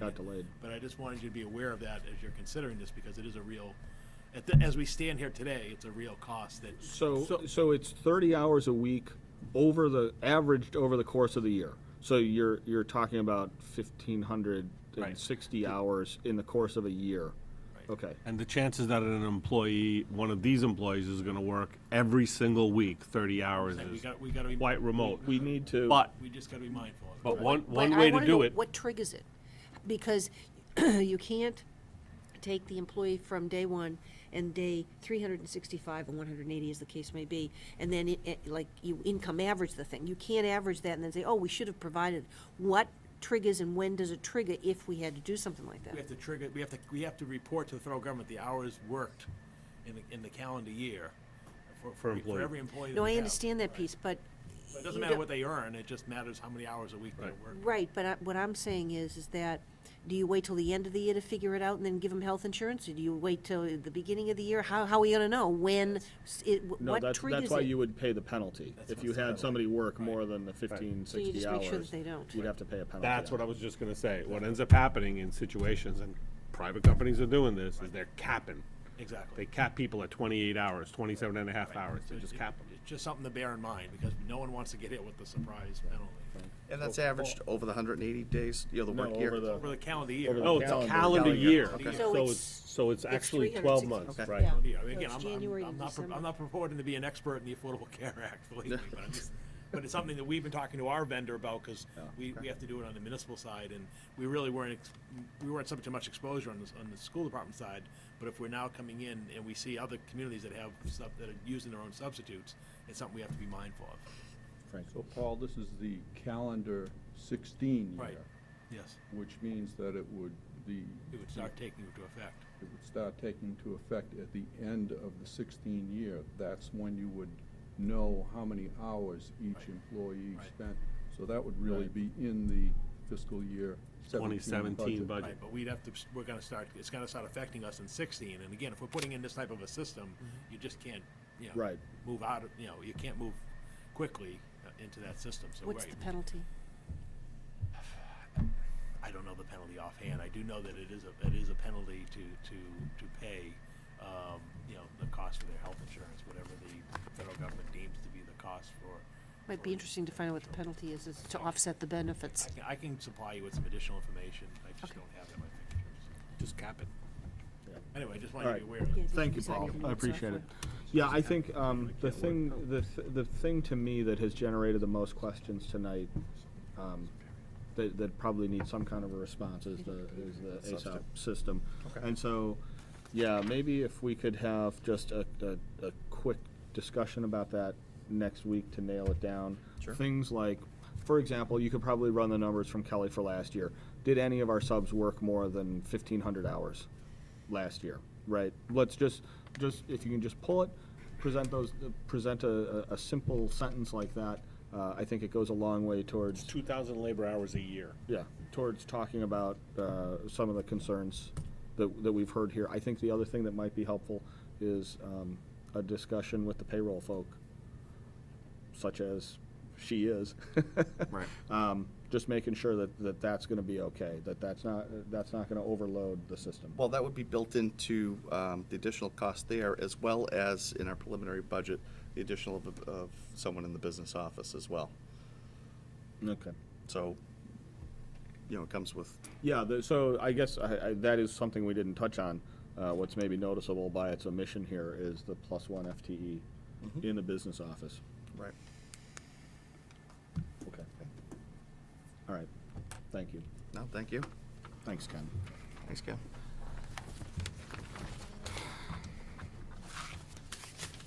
Okay. Next up, we need to have a brief discussion and vote on the kindergarten grant. Turn that right over to Linda. So just to kind of go through the history of this, they're the kindergarten expansion grants that come from the Department of Elementary and Secondary Education. There's 2 of them. The first one we're in possession of, that's the 702 transition to kindergarten, which we have $122,937, which needs to be expended by June, including the licensure for teachers for the early childhood piece, if they need all that training. So we're trying to decide if we have to set that up. So piggybacking off of that grant after this year would have been the 701, which is the quality full-day grant. That is up for discussion to be cut in the governor's budget for FY16. So there's no guarantee that that either one of these grants are going to be available anymore. And there's discussions at the DESE, but they've already been contacting all of us at this point to let us know that this is not something that's going to be viable after this year. So since I'm sorry, the 701's not the expected to be 701 viable. and, so in other words, the 702, if we have it and I expend it between now and June, we have this money. However, if we were to not use it, reapply for it next year, it won't be there. It's not going to be there. They're saying that 85% of the districts already have, their justification is that 85% of the districts already have full-day kindergarten, which we know is less than 10 districts because they've taken all the districts and divided it up, and that they're increasing Chapter 70's money in order for districts to, that I'm just telling you, I can read you his report. So that's the justification for it. So since we're in possession of this grant, and I'm looking for guidance and a discussion about where we're going, because otherwise we will have to give this back for other districts to use. Here's my first question. Can we legitimately use this money? No. Why not?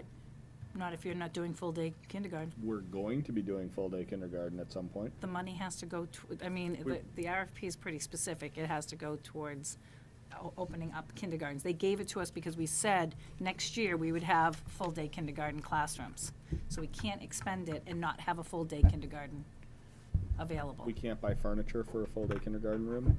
No, We because can't it's. buy You gotta books? have the program. I mean, we could ask them, but if you look at it, it's pretty specific that Have the program, they gave us they the need. monies based on how many we were planning on opening for FY16. So we should give it back and never see it again. How much, We how did much it was the last year. grant? They Right weren't- now they we have weren't- They 122,937. didn't tell us last year if we gave it back, we'd never see it again. The Hundred- deal That would've last made year it- was and that give would have it- made a difference, Michael? Yeah, you know what? It kind of does make a difference. $122,937. And it's broken up into different things, like software, furniture. We've been talking about for some time that at some point we're afraid the state is just going to impose full-day kindergarten on us. Yep. So now what we've got is not only a situation where we think they might impose it on us, they're not going to give us any money for it. Yep. But think of all the money we're saving with Kelly Services. Not enough to do full-day kindergarten. It's more than the amount of the grant. Yeah, but the grant doesn't fund full-day Yeah, kindergarten. right, and there's a lot of stuff that doesn't, and that's why with all of the different stresses we have on the budget, that's why we weren't going We forward can't with use it to write a report. We can't use it to buy advertising. I mean, Michael, with all due respect, and I apologize to everybody, and I think all of you guys know where I stand on full-day K, okay? And I know it's important, and I know it's something that we want to do, but we just spent the last hour discussing cutting out $618,000 out of our budget, and now we're going to get into a discussion about adding another roughly $700,000. I'm not proposing that we put in full-day kindergarten. I just don't want to give this money back. Well, yeah, I think that's a moot. I think that's a moot. I agree with you, but I think it's a moot point. Right, but unless it's used for full-day kindergarten, because it's a very specific grant, just like with Right. revolving accounts, we have that can only be used for certain things, you Right, I can't do mean- it. Nice All try, right, bud. then if somebody would like to make a motion, How would you like the motion to be worded, that we return the return the money 701. for full-day kindergarten? The Due to the 701 fact we do grant. not have the money in our budget in which to support The a program. full-day kindergarten program. Correct. By correct, do you mean second? I second. Yeah. Any further discussion? All in favor? Aye. Aye. Aye. And I think we're all reluctant to do it, but we don't have the funds to do it. Okay, that was fun. Next up, DOR review. An update here, Pat has drafted a letter to the DOR requesting a feasibility study for consolidation opportunities, for financial consolidation opportunities between town and schools. The only point I made to her is that I believe our discussion was a little bit broader than simply looking at financial operations. I don't know exactly what the motion by the selectmen was. It may be that they said only look at financial operations. If that's the case, that's the letter we'll send. I believe it'll be on the agenda. I think we use the same thing. I put it to her. I'll let her worry about the selectmen, but I believe her intent is to bring it up at the next Board of Selectmen meeting, Monday, and so it should go out after that. Right, but you I have think to it's also I think have it's a in there- fine letter. Remember that you have in there, and the fact that we're not looking to have anything done until after July 1st. She did. She Gotta did. make She sure did right that's in there. that given the uncertainties, we are requesting that it not take place before the July to September timeframe. Right, should there also be in there that at the discretion of the school committee, they may determine that they don't want it? We pull back? No, we've already voted. Again, there's no requirement to implement any of these suggestions. You don't even Right. know what suggestions they're making. Right. So I'm not going to worry about that. I don't feel like it ties our hands. That's a bridge we can cross when we get to it. Let's have them come out and see what they see. Exactly. So that's really just an update. I don't have anything further on that. Okay, we will move from old business to new business and stay with exactly the same topic, which is possible efficiencies to look at here in Chelmsford. As you will recall, during our discussion of the request for the DOR review, we had a further idea that we could come up with our own list of efficiencies or possible consolidations. Once again, the chair of the Board of Selectmen and I talked this through. The plan is to solicit input from the various boards being the Board of Selectmen, the Finance Committee, and the School Committee, for recommendations or ideas that will then be passed along to a leadership committee to be appointed at a later date. The point of that would be to include people from the town and school administration on that committee, so they'd be doing a lot of the work looking at whether or not the ideas are implementable or not. So really what we're trying to do here is just brainstorm some ideas. I'm going to set the parameters fairly broadly. If you've got a revenue idea, I'm not going to insist that it has to be only on the cost side. And so with that, I'd ask for ideas. What should we look at? So what I did was I went back in all my files and found out what happened when they did this the last time, which I think it's been kind of a long time in coming forward in time, because that was 10 years ago. So the town should be looking at things every, 5 to 10 years. I think this has been a long time. However, I do have the report, and I also have other lists of things that were there. And in looking at it, it's kind of like, a deja vu moment. So excuse me, looking at all of this, we also asked the question, when was it the last time that we looked at having consolidation of the business office? And this was when it was. That was brought up, that might be something that would be cost savings. So we looked at things in terms of cost savings and then revenue generating. So it wasn't just all efficiencies and things can work faster, because sometimes things can work faster if you have enough money to put towards it. So the question is it time that you want it to be, or is it money that you want it to be? And there's a whole lot to this. So if you want, what I can do is to take the 2 reports, which has a huge list of things already, so that we're not reinventing the wheel, and forward them to the members of the Board of Selectmen, FinCom, Town Manager, Superintendent, and the members of this committee. There's a lot of things on here.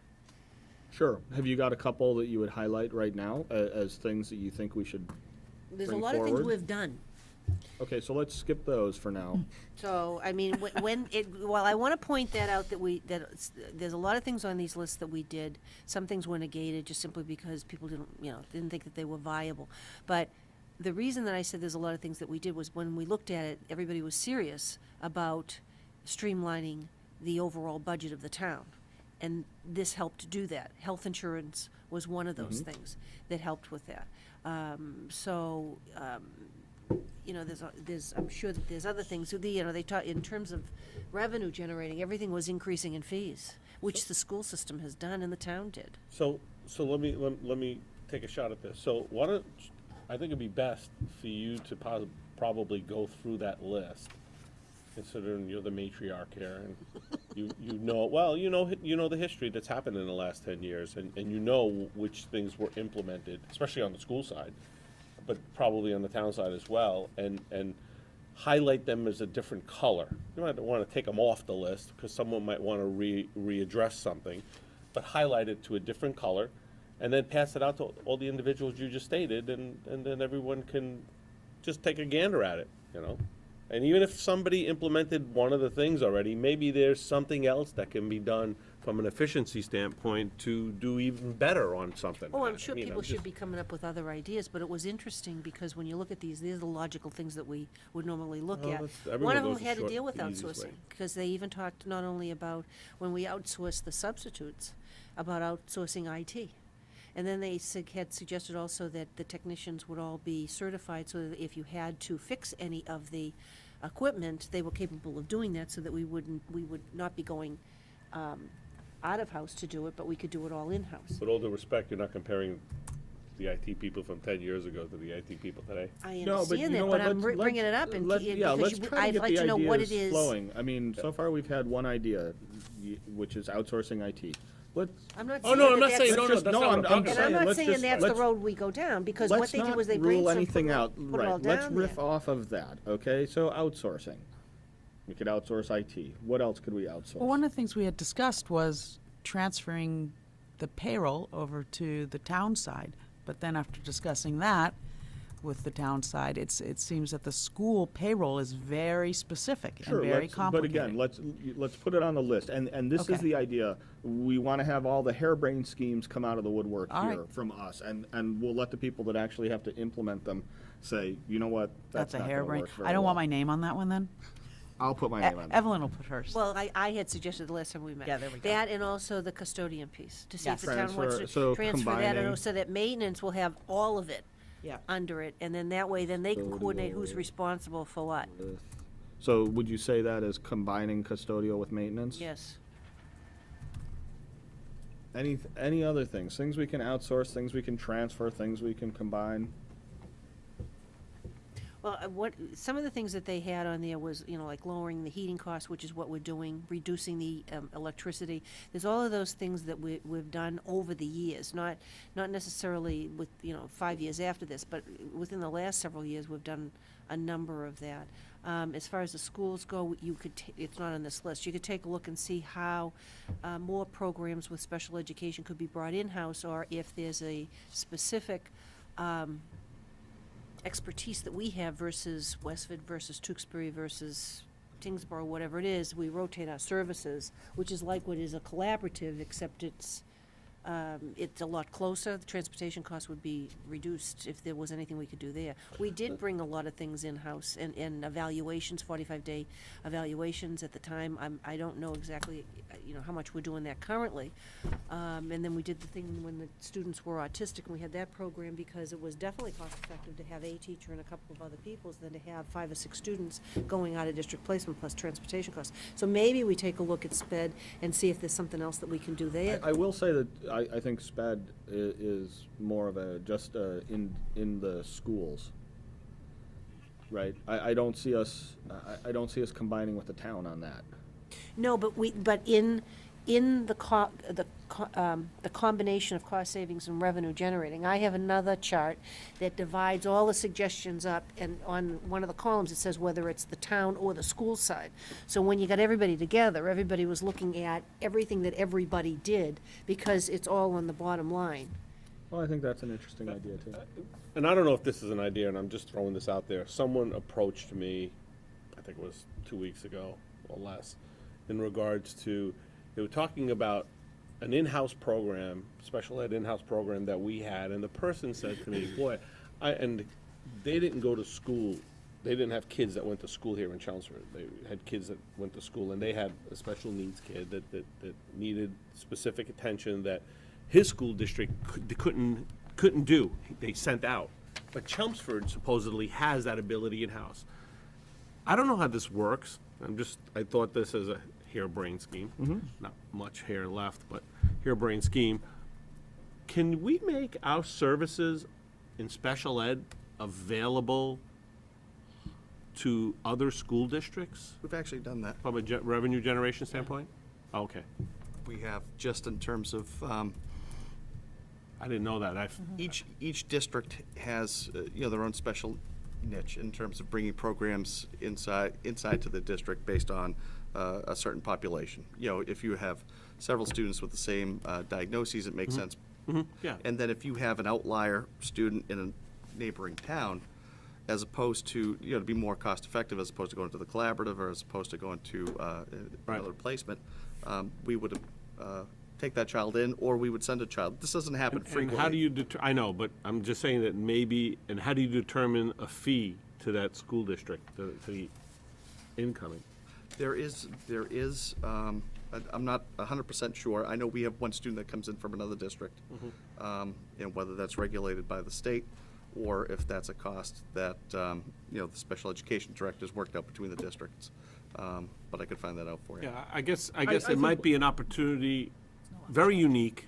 We don't have a lot of positions, but it might be an opportunity to generate some revenue. Yeah, I think if it can be done. I think we can have a discussion about that ourselves as well. This doesn't have to be the last discussion we have. But again, when we think about the kind of functions and the services that are provided by the schools and the town working together, where are there overlaps? Where are there things? IT, for example, there's really only one IT guy on the town side, but the libraries provide some IT as well. Perhaps there are possibilities to combine the IT of the town and schools. Other things where we have overlaps of services, there are buses for the senior center. I don't know if Supplies. supplies is a good one. So that'd be more in a purchasing Right. department, right? And then the other thing is, which I thought that either we did, were going to do, or thought about doing at some point, was that you can always get so many communities together to do a large purchase of whatever, like paper, and then it's distributed. Do we do that? I don't know if we do that. Collaborative already, aren't you? Buy off the state bid list. Right. Things like that weren't there 10 years ago, as far as I know. Other things that we have, that we share, we don't really have any security, so that's not a potential savings. And I know that the town has been, there's a certain amount of town-owned land that they've sold, because that was a recommendation, and that's being implemented or has been implemented as it comes up, so that they wouldn't be. Suggesting we make payments in lieu of taxes? I'm not making anything. They went through the trash fee thing again. And then they also had suggested about the increased traffic enforcement, and that was being able to charge, you don't have the cameras there, so if somebody goes through a red light. Yeah, I asked There's about some that. controversial You can't have type things cameras. that come up What, no as you toll go booth for New Hampshire Massachusetts license does plates? not allow cameras to. No. They talked about parking Not meters. even right at the I- entrance and exit for I- the the high school, that's where I wanted them. No luck. Okay. They talked about having parking meters, and that's always been shot down, because it's not, with businesses in the center, you want to encourage things, and sometimes parking meters discourage, and then you'd have to have somebody that you had to pay to pick it up. I mean, there was, like I said, there's a lot of pros and cons that was out there. The big thing when we saved the money was the health insurance. I think what we need to focus on is the things that are under our umbrella. We don't want to. Well, again, I think we're looking for overlaps here. It doesn't have to be just under our umbrella. If there's something that the town does well, and that we could join in with, then Oh, no, I no, think no, that's I agree. something to I'm just look saying at, that right? we have something to do with, we have nothing Yeah, to do no, with the parking meters. Well, we I mean, could put parking meters in the lots. Jesus. And then, All right. the big thing also do it that saved already us money, which we've at the high done, school. but we may want to take a look and maybe evaluate it again, is on the part-time employees. Are there any other people that would be out there that it would be better, in terms of benefits, to go to part-time, less than 20 hours or less than 19 hours? So there was some things in here we've done. Okay, well, maybe, I'll take that in a slightly different direction. If there are timeshare opportunities or job share opportunities. Right, that's in here too. Between the town and the schools.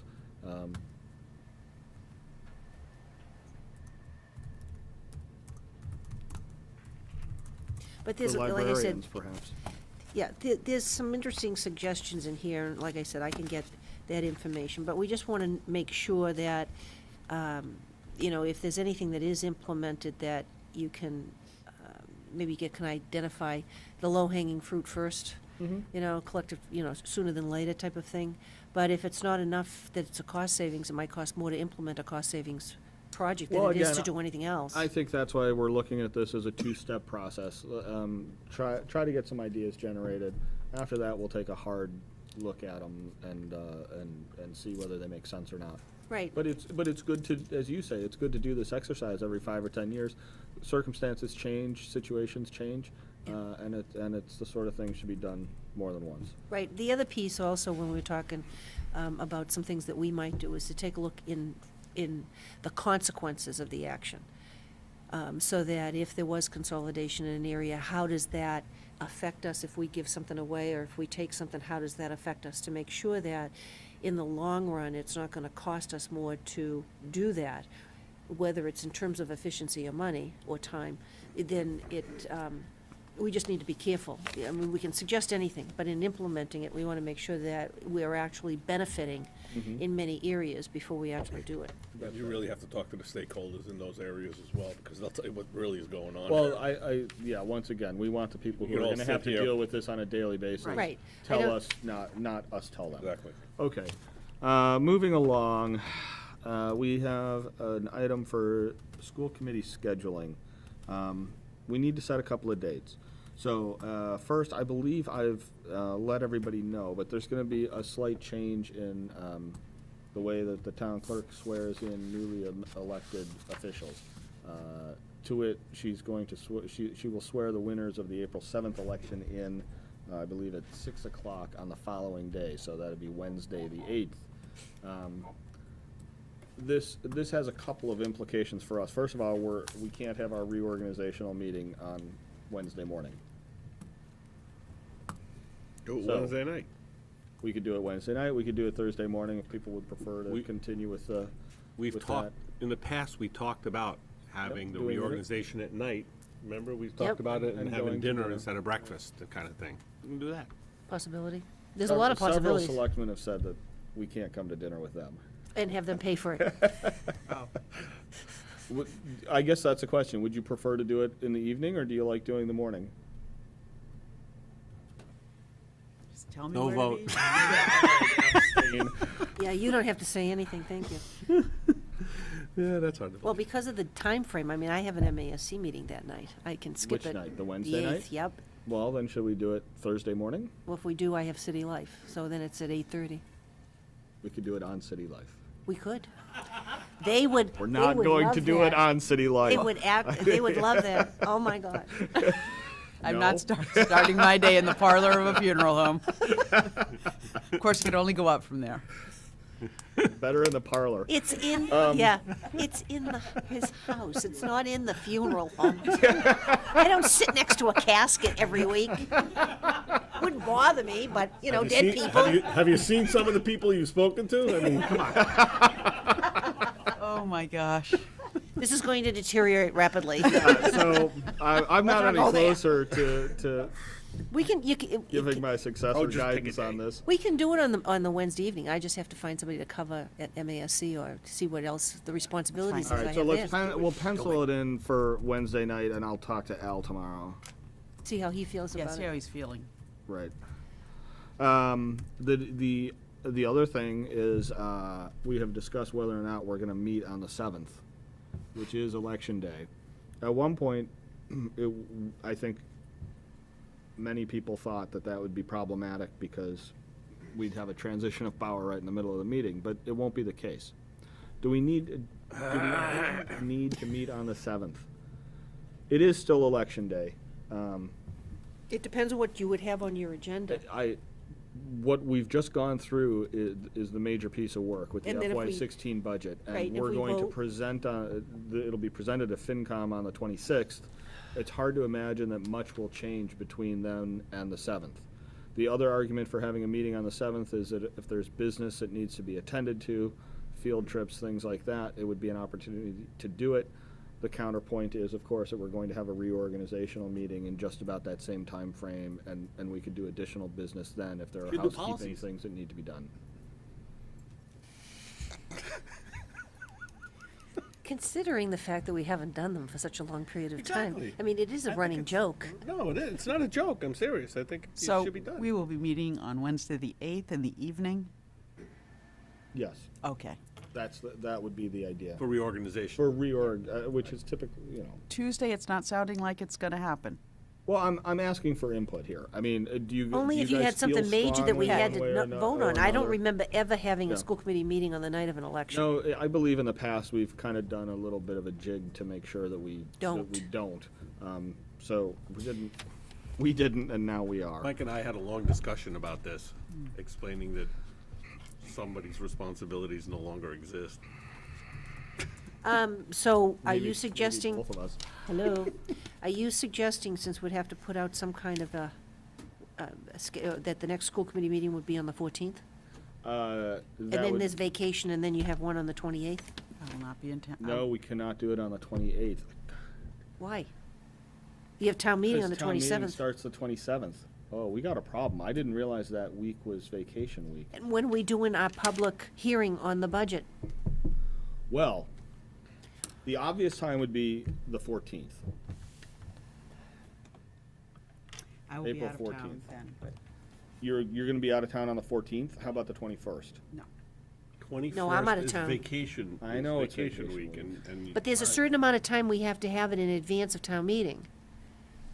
I think we'll be fine on the... Is it like 2 weeks, or is it 10 days? I think we'll be okay on the 14th. I think we should wait until after the election happens so that the town meeting reps know who they are and can come to this. that's a good point.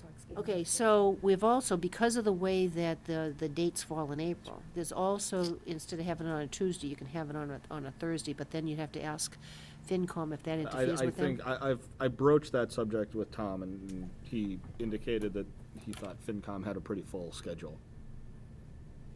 There's also I think we Mondays. should make every effort to make it accessible for them. Well, true. There's also Mondays. And then we have the same problem with the selectmen. Not if they're not having a meeting. Off, on, off. It wouldn't matter, it's only a day. They're pretty much on our same schedule. Well, I think what we could do is have the public hearing on the 14th. If there is additional business that we need to transact at that point, we can schedule it either before or after the public hearing portion of it. Right, which we have also done before. Right. We may still have to meet on the 28th, because that'll be 2 weeks. Even though it's in the middle of town meeting. I mean, we wouldn't be voting on the budget at that point. We will, you know what, we will need to take a vote on the budget. Do it before town meeting that night. I hate to do that. We can take it on the 14th. Because I think we have a responsibility to tell people what we think in a public way. And I know it counts as a public meeting if we're there. You're going to town meeting, you're going to vote on it, and people are gonna know your vote at town meeting. I think it's helpful if they know in advance. Well, I suppose if we take a harder vote on the 28th then. Why, so you, Or the- let I'm me sorry, ask a question. next- So the so you 24th. have a vote on the 14th, and other people. Well, the 14th is just the public No, hearing. no, let me. But you hear said me other out. business. But hear me out. You said we could do other business. I'm sorry. Hear me out for a second. You have a vote on the 14th, you vote the budget. So now people have 2 weeks to think about how you voted. So Yeah. now what are you gonna, are you gonna vote again to change your vote? What's the difference? No, with doing it that's that- the point. that's- But I didn't foresee us having a vote on the 14th at the public hearing. No, you missed my point. You're saying that you want to give people the opportunity to see your vote. Well, What's they're the watching our difference vote between here. the 14th watching it here on the 14th, or telling people on the 27th? What's the difference? You're So implying what do- that if you vote on the 14th, you have an opportunity to change it? I think without getting too far afield, I think it's best if the people in town, and especially the town meeting reps, see us conduct the business that we have a responsibility to conduct here on television, where they can watch it, where they can think about it. I think it's less helpful for us to go and 10 minutes before town meeting starts, say we're finally gonna vote the 52.4. All right, so I have That a. wouldn't be my preference. What are we voting on the 24th? We could, well, we need to vote On the changes? on the changes. The adjustments to the On budget? the adjustments. And So if you we vote on made the that- changes and we We could actually approve make that a that, vote on the budget. then you can vote on the 24th and it's all done. Yes. You don't have to vote the night of town meeting. Yep. So that'll be the last chance to make changes. If you have, I mean, maybe everybody here is good with that. No, it isn't the last It chance. isn't the last chance. You You can can change always it make any time. adjustments at any point in time. Right. But at that point in time, with the information given, you could have a vote at that point. That's how you would word the motion. Mhm.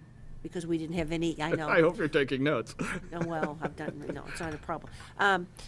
But that would be a reason to have it at that point. Yeah, I agree. Okay. So that And it helps. goes into FinCom with an approved budget. You're not gonna be here on the 24th, are you?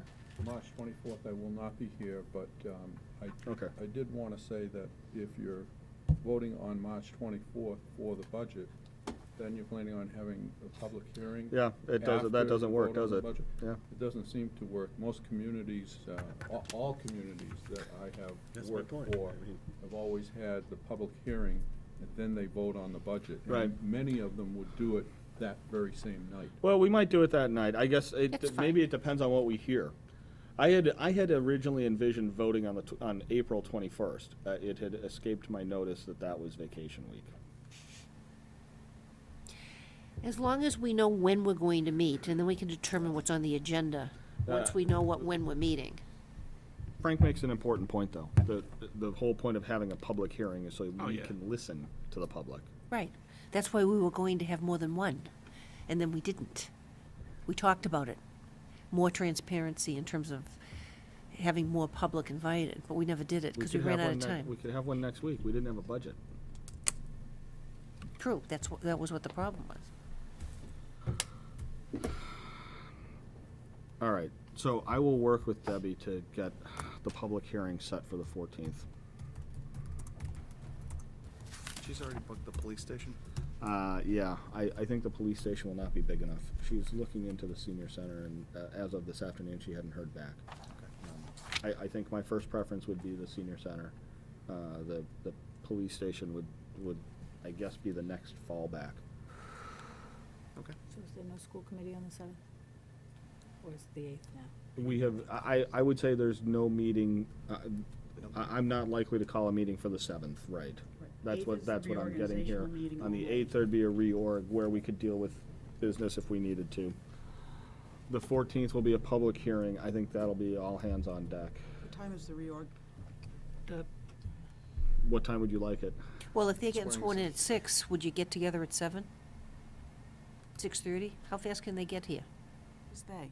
Whoever they is that's winning. Oh, I don't know. Is there an election coming up? Let's say 7. 7 p.m. Yep. Reorg. Possibly followed by dinner. Or whatever. All right. That's our scheduling. Thank you for tolerating that. Field trips. You have a couple in your agenda. Right, that were just added. Yep. I actually don't have them in my agenda. Okay. We have one for the All-State Music Festival, March 19th through March 21st at the Boston Trade Center. And the other is the METG State Finals. Yep. If I were a better METG. fan, I would know that. Down in Boston, March 26th through March 28th. Would anybody like to make a motion? Make a motion to approve both applications. Second. Any discussion? Okay, all in favor? Aye. Aye. 4-0. Okay, thank you for that. Policy, Hold it. Oh, go I'm ahead. sorry. Okay, keep going. Keep going. Sorry. policy, I thought you- you don't have anything in front of us, but we'll have a brief report in liaison reports. Liaison reports, you guys had a policy meeting on the 26th. It was a while ago, Right. Al, and yeah. Something happened. Yep, and we went over the rest of the 4,000s. I think we're done with the 4,000s. I don't think we are. I think we did 10 or 12 of them and reviewed them. I think there's a few more than that. So they're in the queue. There, yeah, Yeah. we've got, And they can. And the fingerprinting one. And the 4,000s are the financial Finance. ones. So And next there is may still be, 2,000s. right, there may still be, things that need to change there. So those probably won't come forward before MASBO is finished. correct. Okay. Finance, you guys had a meeting Monday. Have Yes, you got yesterday morning. Have you got another one set? Yep. Next Wednesday? Yes. Wednesday? The 25th, 7:30 a.m. Okay. Just to go over the budget again before it's Yep. presented to FinCom in case there's Absolutely. anything that we Well, would like to suggest they do. we didn't know what might have happened tonight, too. So Absolutely. we just wanted to. The maintenance committee is still hanging fire. A couple of other liaison reports. Do you want to do the administration searches? We have members from the business manager search here at least. Sure. We have 2 administrative searches that are on board. We've conducted interviews for our business manager search. We had interviewed 2 folks that our committee had deemed met our criteria to come in for. Met for the second round. Right, well, they came in for the first round. And we decided not to bring either candidate back for a second round of interviews. So we have notified those folks that we are not moving forward with their names, and we have reposted the position. And so that's where we are. It's posted for the next few weeks. We will be continuing with the same committee and moving forward in a similar fashion. Our high school principal search is on. The position is posted till this Friday. We have a screening committee intact. We'll be reaching out for a larger committee for the second round of interviews. I've met with high school staff on Friday, the 27th of February. Have an invitation out for parents to come in to provide input in terms of quality, skill, and attributes that they'd like to see for the next Chelmsford High School principal. So we'll be moving forward in that process. Okay. You guys want to add anything about the business manager search? No, one of the things that I had met with, I had gone to the Suburban Coalition. The executive director of MASBO was there. And so just briefly talked, and, we'd see him type of thing. But you're talking business manager. There was also, at the end of the MASC meeting last week, one of the, it's the president-elect of MASC, had outsourced their business manager. So there's information on, the possibility that you could do something along those lines, too. It just depends on what the committee would like to know and do and see and review. Were they a regional school or a?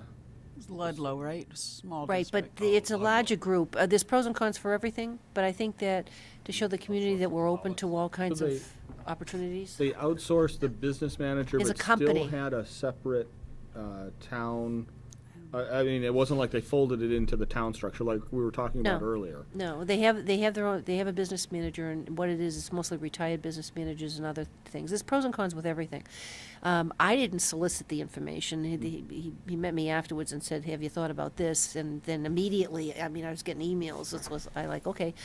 So if you want to just know what it's about, sometimes it's interesting to see what it's all about. So I can Google Ludlow Yep, and take a look at I can their- forward you the email. Okay, but we are moving forward with Yes. Well, we'll move. Last Friday, I went to Representative Atkins' meeting in Acton. The one thing I can take back from that is she cautioned not to rely on any of the numbers coming from the governor, that he giveth and he can taketh away via 9C, so be cautious. We need to vote on school choice. We do need to vote on school choice. And we were going to bring that to you next Tuesday. What's the date? Isn't there like a date that we have to, a state date? Certify by? We as a school district, do this every March, Correct. historically. So we, in talking with Mike in terms of the meetings that we've had for March, we chose the 24th. I wanted to see how this played out in terms of, reductions, if that impacted staffing, class size, and so forth, before making a recommendation for school choice. So we will be bringing you those recommendations next Tuesday. And since that's a revenue-generating resource for us, I guess the question would be whether or not there would be any additional spaces that would be recommended by administration. And we had gone through that process last year, as we had recommended spaces. I believe, Certain spots. this committee had decided, could we open up more spots, to which we did. And so we will, we'll be looking at all of our grade levels and bring you that next week. And along with that, can you also bring, and I think we did at one point, the breakdown where everybody is? Right, we currently have that as Right. well. Yeah, I would caution that it's not as simple as just a revenue generator. There's a lot more to it, I understand that, Depends but, on the but needs when of we're the looking kids. at ideas and stuff, it's something that we implemented. Mhm. And then when I also had attended the Suburban Coalition, they had the lieutenant governor there, and somebody did ask about the full-day kindergarten grants, and what Linda had said, basically the lieutenant governor told everybody, well, we had to find someplace to get more revenue in order to distribute amongst, with Chapter 70. So they were consolidating some of their funding in order to get the money. They weren't creating the money, getting it, increasing their revenue source, they're just redistributing it. And then saying that they didn't cut Right. Yes, education. yes. That they're supporting it and adding more money to it. Yeah. Okay. I think that's all I can handle. I also attended the South Row PTO meeting, and we're doing gift baskets this week. Their Ziti Supper, their fundraiser is on the 26th next week, if anybody's interested, because they added an extra section for having their dinner, an extra time slot. Very good. Okay. Action items. We will have meetings on the 24th, not the 7th. We meet next week, though. Would be the Not the 24th. oh, sorry, I'm You thinking want- April. No, I'm sorry. yeah. And then after that, the future is cloudy and I cannot see it. We have a FinCom, the presentation of FinCom on our budget will be the 26th. The public budget hearing will be the 14th, April 14th. Okay, I've got some outstanding stuff from last time. Update on school roofs. You provided that update. one for me to work with the chair of the Board of Selectmen to draft a letter to DOR. That is in progress. Another for me to work with the Board of Selectmen chair to explore the joint subcommittee. We've discussed that tonight, and I think that's moving ahead nicely, actually. There were a couple of minor questions I had for you, Frank, I think, on that FY, I've got it marked here as FY15 budget. Yeah, it was That's related right. to the revolving funds, right? And I have the answers for those if you want me to I'd review them. I'd love to hear them, Okay. and/or an email would be good. So you want to just, I can say them right now for Please. everyone. Okay. Your question was there a line in the transportation revolving fund marked gifts or donations? It was in the gifts or donations revolving fund. Okay. And it was a transportation account, which makes sense because it was money that was given to help pay for a field trip. okay, very good. And you also asked about school choice and whether or not the amount that we would receive this year would be prorated. Mm-hmm. The original budget, as everyone recalls, was approximately $222,000. The estimate now is $347,000. When the original estimate was made, it was back in the previous year. It was based on the October 1 enrollments Right. at that time, which were 29. This October 1 enrollment that we had was 44. So that's why Okay. it did go up to $347,000. And It may be adjusted by the end of the year because one of those 44 students may Sure. leave between now and the end of the year. All of those 44 Right. students are still in the school district right now. Okay. So the estimate, if they stayed for the whole year, would be Would be the $347,000. a net of 347,000, because there was also a corresponding reduction in the number of out-of-district students, as I recall. At the same time that they increased the in-district students, they also decreased the number of out-of-district students. It's not really a net, but the 347 is just the intake, and that other expense. Oh, it's not a net. No. It's not- not a it's a net, but that gross. 347 is the amount, or the 222, whichever amount. The 220 We never was looked at it as also a not a net. net? No, it was No, not it a was net. never It's a net. never You know what, looked you're at right. as a net. You're right. Never a net. You're It correct. just goes into the revolving account, Right. and then the school district Right. uses that. In fact, what it was, we moved into a net positive territory, a clear net positive for the first time, I think, with those two adjustments. In the past, it's, Yeah, it- I never- we in never the looked at it past, that it's way. been very much of a wash. Yeah. No, yeah, and there are reasons not to, but, Because they go into separate revolving accounts. That's right. well, not only that, but they're One's an not, expense. there's no particular link between them. Right. I There's mean, none you whatsoever. don't They're not the same type of inevitably- kids. Right. You also asked about electricity credits, and we had a a come discussion. today and give us a lot of good information about that. Mm-hmm. And your final question was about invoices to Adams Imaging.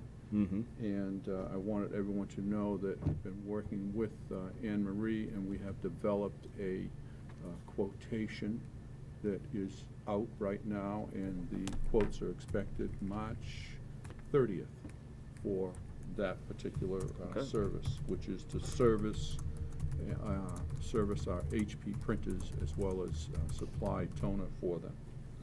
So we have that out, and it will be coming in on March 30th. Okay, thank you, Frank. You're welcome. Mike? There was one thing, what, somebody had asked for the estimated athletic expenses and revenues. We had that at our, meeting this morning, and he didn't bring it up when we're working on the budget Yeah. piece. So there is additional information that we had requested that Frank has. And that's on the website? We have it. but We have it. He that's has a someone- report. Right. You go right here. Thank you. You can put We that have on it. tab 18 Okay. of your, Oh, well, You but gave it to right him. from- It's this one has hole holes. punched. This Oh, has holes, so we can put thank it in you. the book. On tab 18. Do you Tab have, 18. is this a complete set? Do we have one for Just Barbara? one each. page. One for page. each. It's Just one Oh, page. just one page. Just one page. We don't have as many. What, do you want a thesis every single time? And this is a summary of all the expenses by sport, and it shows the total expenses for both the general and revolving account, the number of athletes that are projected, the amount that we're estimating will receive in user fees, the amount will which we are estimating we will receive in gate receipts, and then a cost per athlete, both ways. Mhm. So that you can see approximately what it costs per student for each sport. Okay.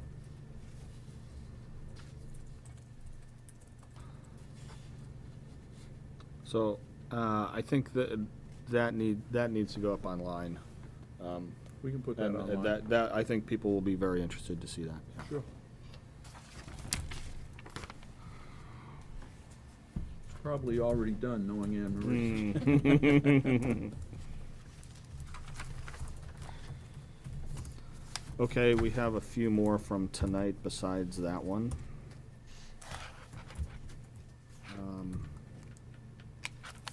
I will contact Michelle and get her budget to place it online, so that, or I'm sorry, not her budget, but her presentation. Those numbers should go online as well. I'll assign that to me. There was a request that you cross-check those numbers We'll do and just that. make sure that they're reflected in the FY16 budget, so that's for you. And last but certainly not least, we need to have an agenda item to review the busing situation. I think we are in a contract with NRT for several years at this point, right? That is not coming up immediately. It's not coming up this year. Right. For your regular the regular transportation. transportation. We are out to bid for the Out-of-district out-of-district special stuff. ed transportation. Okay. Yeah, so you and I will follow up on this a little bit, but, Sure. yeah, there have been complaints, there have been issues, with kids who are not getting to school in a timely manner. Without getting kind of a global view, it's hard to tell if those are If it's isolated. those or are if it's- isolated yeah. incidents or isolated buses, or if it's a system-wide problem. Mhm. So, yeah, I think we'd like to see things I'll check like, with our, because transportation folks. as I recall, one of the benefits of going with NRT was that their buses are equipped with transponders, and we were going to get much better tracking data than what or at least have it available than what had been available in the past. And so, yeah, I think that's something that we need to be looking at on a regular basis. We need to be basically like an airline. We need to know on-time arrivals. And I don't know how finely we can subdivide that. It may be that we have to look at just arrival at the school, but at least theoretically, we Is that should. something the committee would like in terms of It's something day-to-day arrival of our buses? I'd like to see, We've yeah, had I this mean- discussion before, and the principals have that information. We've had this discussion. They- It shouldn't be difficult in Yeah, getting it. we remember we had a bunch of issues at McCarthy with bus Yeah, number yeah, about- 5 yeah, about and 6 years bus ago. number, yeah, We, and they when have the it all buses written come in, down. they write down exactly. Right, what time they- You know, the data's not, shouldn't be difficult to get. Yeah, Right, and by the way, it also depends upon what day it is, because North Road, That's fine. Is- And we should them be all able what day to it look is. at that Right. in an aggregate, in a Yep. statistical manner. Yep. And understand if that's working well or not. And I think the fact that there are complaints and that we're receiving them here is an implication of us as a school committee that we're not doing a good enough job. This information is available. This information is there, but we haven't heard a report on it. So I think I think one of the things that we need to do is step up and take responsibility for hearing a report about busing. So, and I think part of that is on-time arrivals. Part of it may be, what are we doing with the contract? Are we in a collaborative? What are we getting out of NRT? I think it probably needs to be an annual thing, to tell you the truth. We need to look at this stuff once in a And while. where do parents go if they have an issue? If they have an issue, They contact they contact their principal if it's an issue, or they contact, this is what Debbie. I had a and they- couple Debbie calls. do I got a couple continuous- calls in the beginning of the year about really squeaky brakes. One was from a parent, and one wasn't. And they were, outside taking a walk, and the bus was stopping, and they were worried that it was dangerous. I assume there's schedules of repair, but they wanted to know who they should contact. It's right on our website in terms of who to contact here. Yeah, those are questions that, I- that Debbie and Kathy get, and, the turnaround time's pretty good. And Some- I- Sometimes, we can, I mean, we sometimes can there's- do that too. We can show Sometimes that. the response directly from NRT may not be as direct or clean-cut or as quick as people would like. And you would hear Debbie on the phone I will talking with folks. I and- will share with you that a parent in town came to me directly with the problem. I contacted Debbie. Debbie was already on top of it. We jointly contacted NRT. Problem was solved in 24 hours. Yeah, usually pretty good. Yeah, that's happened several times. There's still an issue with the safety issues on North Road on the main areas, if you, Millbank in Cement terms of issue. stopping and people passing and all of this other stuff. I mean, there's always those safety issues. So I know that, there was one bus driver that when they stopped, they kind of pulled diagonally across so that the oncoming traffic has to stop also, because a lot of times people don't stop for the safety of the student. So there's a number of things, but not all buses do that. So Yeah, but maybe part we of- need part to. of the problem is they still have to obey the rules, the rules of, the traffic rules in the law. If a police officer sees a bus driver do something like that, intentionally blocking traffic, going across the double yellow line, they're gonna Well, get ticketed. I understand that, but we need to look at the safety issues in Sure, terms no, of no, whatever it that's- is. Yeah, because- I mean, this is, something like that is difficult for us to Right. deal with, because it's very specific, it depends on the time, it depends on the driver, it depends on the day. Can't tell a It- driver to it's- break the law. we're not really well equipped, I think, to issue specific That's a instructions. routing issue, right. But if we can have a discussion that incorporates that a little bit, perhaps there are things that can be done, perhaps we can reach out a little bit. It's better than not knowing at all. I chased the car 3 miles because the guy ran the flashing red lights on the bus that my daughter was getting on. I chased him 3 miles, got the license, and I called the police. Yeah. But not everybody does that. I know, but hey. So the other kind of agenda topic, I think, that came out tonight was a discussion of the substitutes with Ken.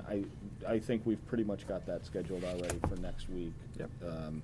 Because it's an important part of the budget process, so we'll see how that goes. Does anybody else have anything else?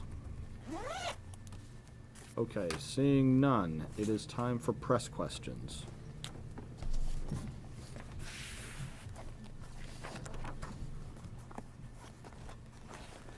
Hi, Lana Melanson, Lowell Sun. I was looking for some clarification on some of the numbers that were presented as far as potential savings, especially in regard to the RICO contract and for the substitutes. I was hoping that maybe those numbers could be explained a little bit better as far as what the potential savings is and then the additional costs. So anybody who can. Sure. The $70,000 savings in the column to the far left, that's a potential savings, indicated the reduction of a staff member from RICO at Chelmsford High School. That's one staff member. That's one staff member there. Rico staff. Right. One staff member was $70,000 with RICO. And then the additional piece would be putting back into our budget, reinstating into our budget, the copy clerk at the Parker Middle School. And that would be a district copy clerk or a RICO copy clerk? That would be a district copy clerk. Okay. Those positions have existed in our district for years. And going on with that, how many folks does RICO have in the schools currently and where? Two. Two at the high school. Just two at the high school? Okay. And so, is it safe to assume that the other employee also is a cost of $70,000 or? I don't know that off the top. It Is that is, what yeah. we in charge? And what exactly is this? Are these employees in charge of doing? Like, what sort of services do they provide? Are they just making copies, or what exactly are these folks doing? They're holding down the copy center that will be for our district, centralizing our copy from the schools surrounding the Chelmsford High School. Okay, so these are two full-time folks, and you're looking to reduce one. Yes. Okay, and then for the sub costs, what's included? Like, what does the $169,000 represent? It's a reduction in management costs that currently are being charged by Kelly Services. And that's a number that is essentially rolled into what you pay per person, right? Yes. Okay. And so management costs, what else goes into, what goes into that? What sort of services do they provide for that $169,000? They provide substitutes. So, for example, training management. They do provide some training. So, for example, correct me if I'm wrong, Ken, for a teacher sub, it would cost $70, but the total cost to Kelly would be $100. And he's nodding his head in agreement there. Okay, so the $44,000, what goes into that for the additional cost? The ASOP software. ASOP? ASOP, AESOP? exactly. Okay. And then additional staffing to help manage that. Okay, and what sort of additional staffing? Is that like a new person coming in, or like adding responsibilities to an existing employee, or? Ken, is that .7. the point? 0.7 person? 70% full-time, new person coming in. New person coming Thank you. in, okay. All right, and other than that, I just have a couple questions about the Prevent Now seminar that's occurring on Thursday night. I'm just curious, how this was organized, who it's open to, what the hope is, as far as having this event, and, are there going to be, more events like this moving forward? I mean, do you expect that one event will take care of, the concern that's out there, or, do you expect there will be more events like this? Well, it's a unique opportunity for us in terms of the town of Chelmsford has invested training into folks to be part of the Darkness to Light program, and that's the overarching program. Working with our town nurse, Sue Rosa, we've put together this overall training for parents. It's open to anybody in the community, and what that will do is lead parents to websites in terms of online training that used to be provided just by specialized trainers, so that parents on an individual basis can receive the training that was previously provided by trainers. And the good news about this is an ongoing piece that we can provide from our website for parents that are new to our district, or we could refer to that have questions. So it's a heck of a resource that we have. We have several folks within our district trained in this, and it's been great. As soon as we talked about putting this together, I reached out to Sue immediately, and she's been fantastic in terms of putting this together. And so, kind of piggybacking on that, I know there have been, some meetings with, folks at Center PTO recently. Are there any other initiatives that are going to be coming out of those meetings as far as, addressing, parent and teacher concerns in regard to the allegations surrounding that teacher's aide? Well, one of the things that is key to note is, and I've explained this in several places in working with parents, our staff is experienced in terms of dealing with situations of this nature, and I believe I shared here at this table as well, in terms of dealing with allegations of this nature. What threw in terms of angered parents was reading about it in the Lowell Sun, in terms of their finding out directly. So that we were kind of chasing the story a little bit in terms of touching base with parents. As you heard the chief of police go through in terms of our relationship working through and how we've handled that situation was a good one, but something of that nature really kind of rattles the foundation of, for parents in terms of something like that could actually happen in our schools. So we reached out directly to folks that were impacted. Great feedback we had from the Council of School folks in terms of youngsters who maybe have interacted with a staff member over the summer. That's why we had put together a meeting with folks on a larger level, not just the Center PTO, but we'd reached out to parents across the spectrum. One of the important things we did as well is we met directly with the staff in terms of their feelings and their sense of loss and how that's impacted them.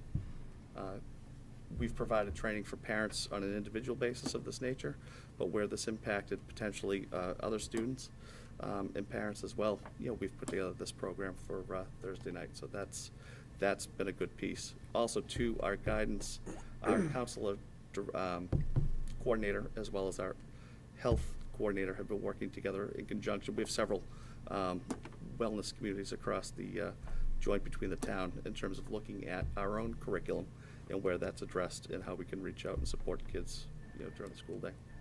Would any of the committee members like to offer any comment on that program and anything that they would maybe like to see moving forward? I think you already have my comments on it. I think Darkness to Light is an excellent organization. I'm very happy to be working with them. I think, as the superintendent indicated, one of the big things is that we're always going to have new people in the district. We need to find a way to make this sort of training and this sort of access to information available on an ongoing basis. That you can't just do it once. Anything from a council of schools perspective? One of the things that was brought up was, responding to this, that parents felt there should have been something in place, but, going forward, I would hope that, as if a child were to hurt themselves, or if there was a tragedy that struck any of our schools, that we would have a response in place for the next day. Thank you very much. Thank you, Alana. Okay, the time being 9:59, I would entertain a speedy motion to adjourn. Move to adjourn. All in favor? Aye. Aye.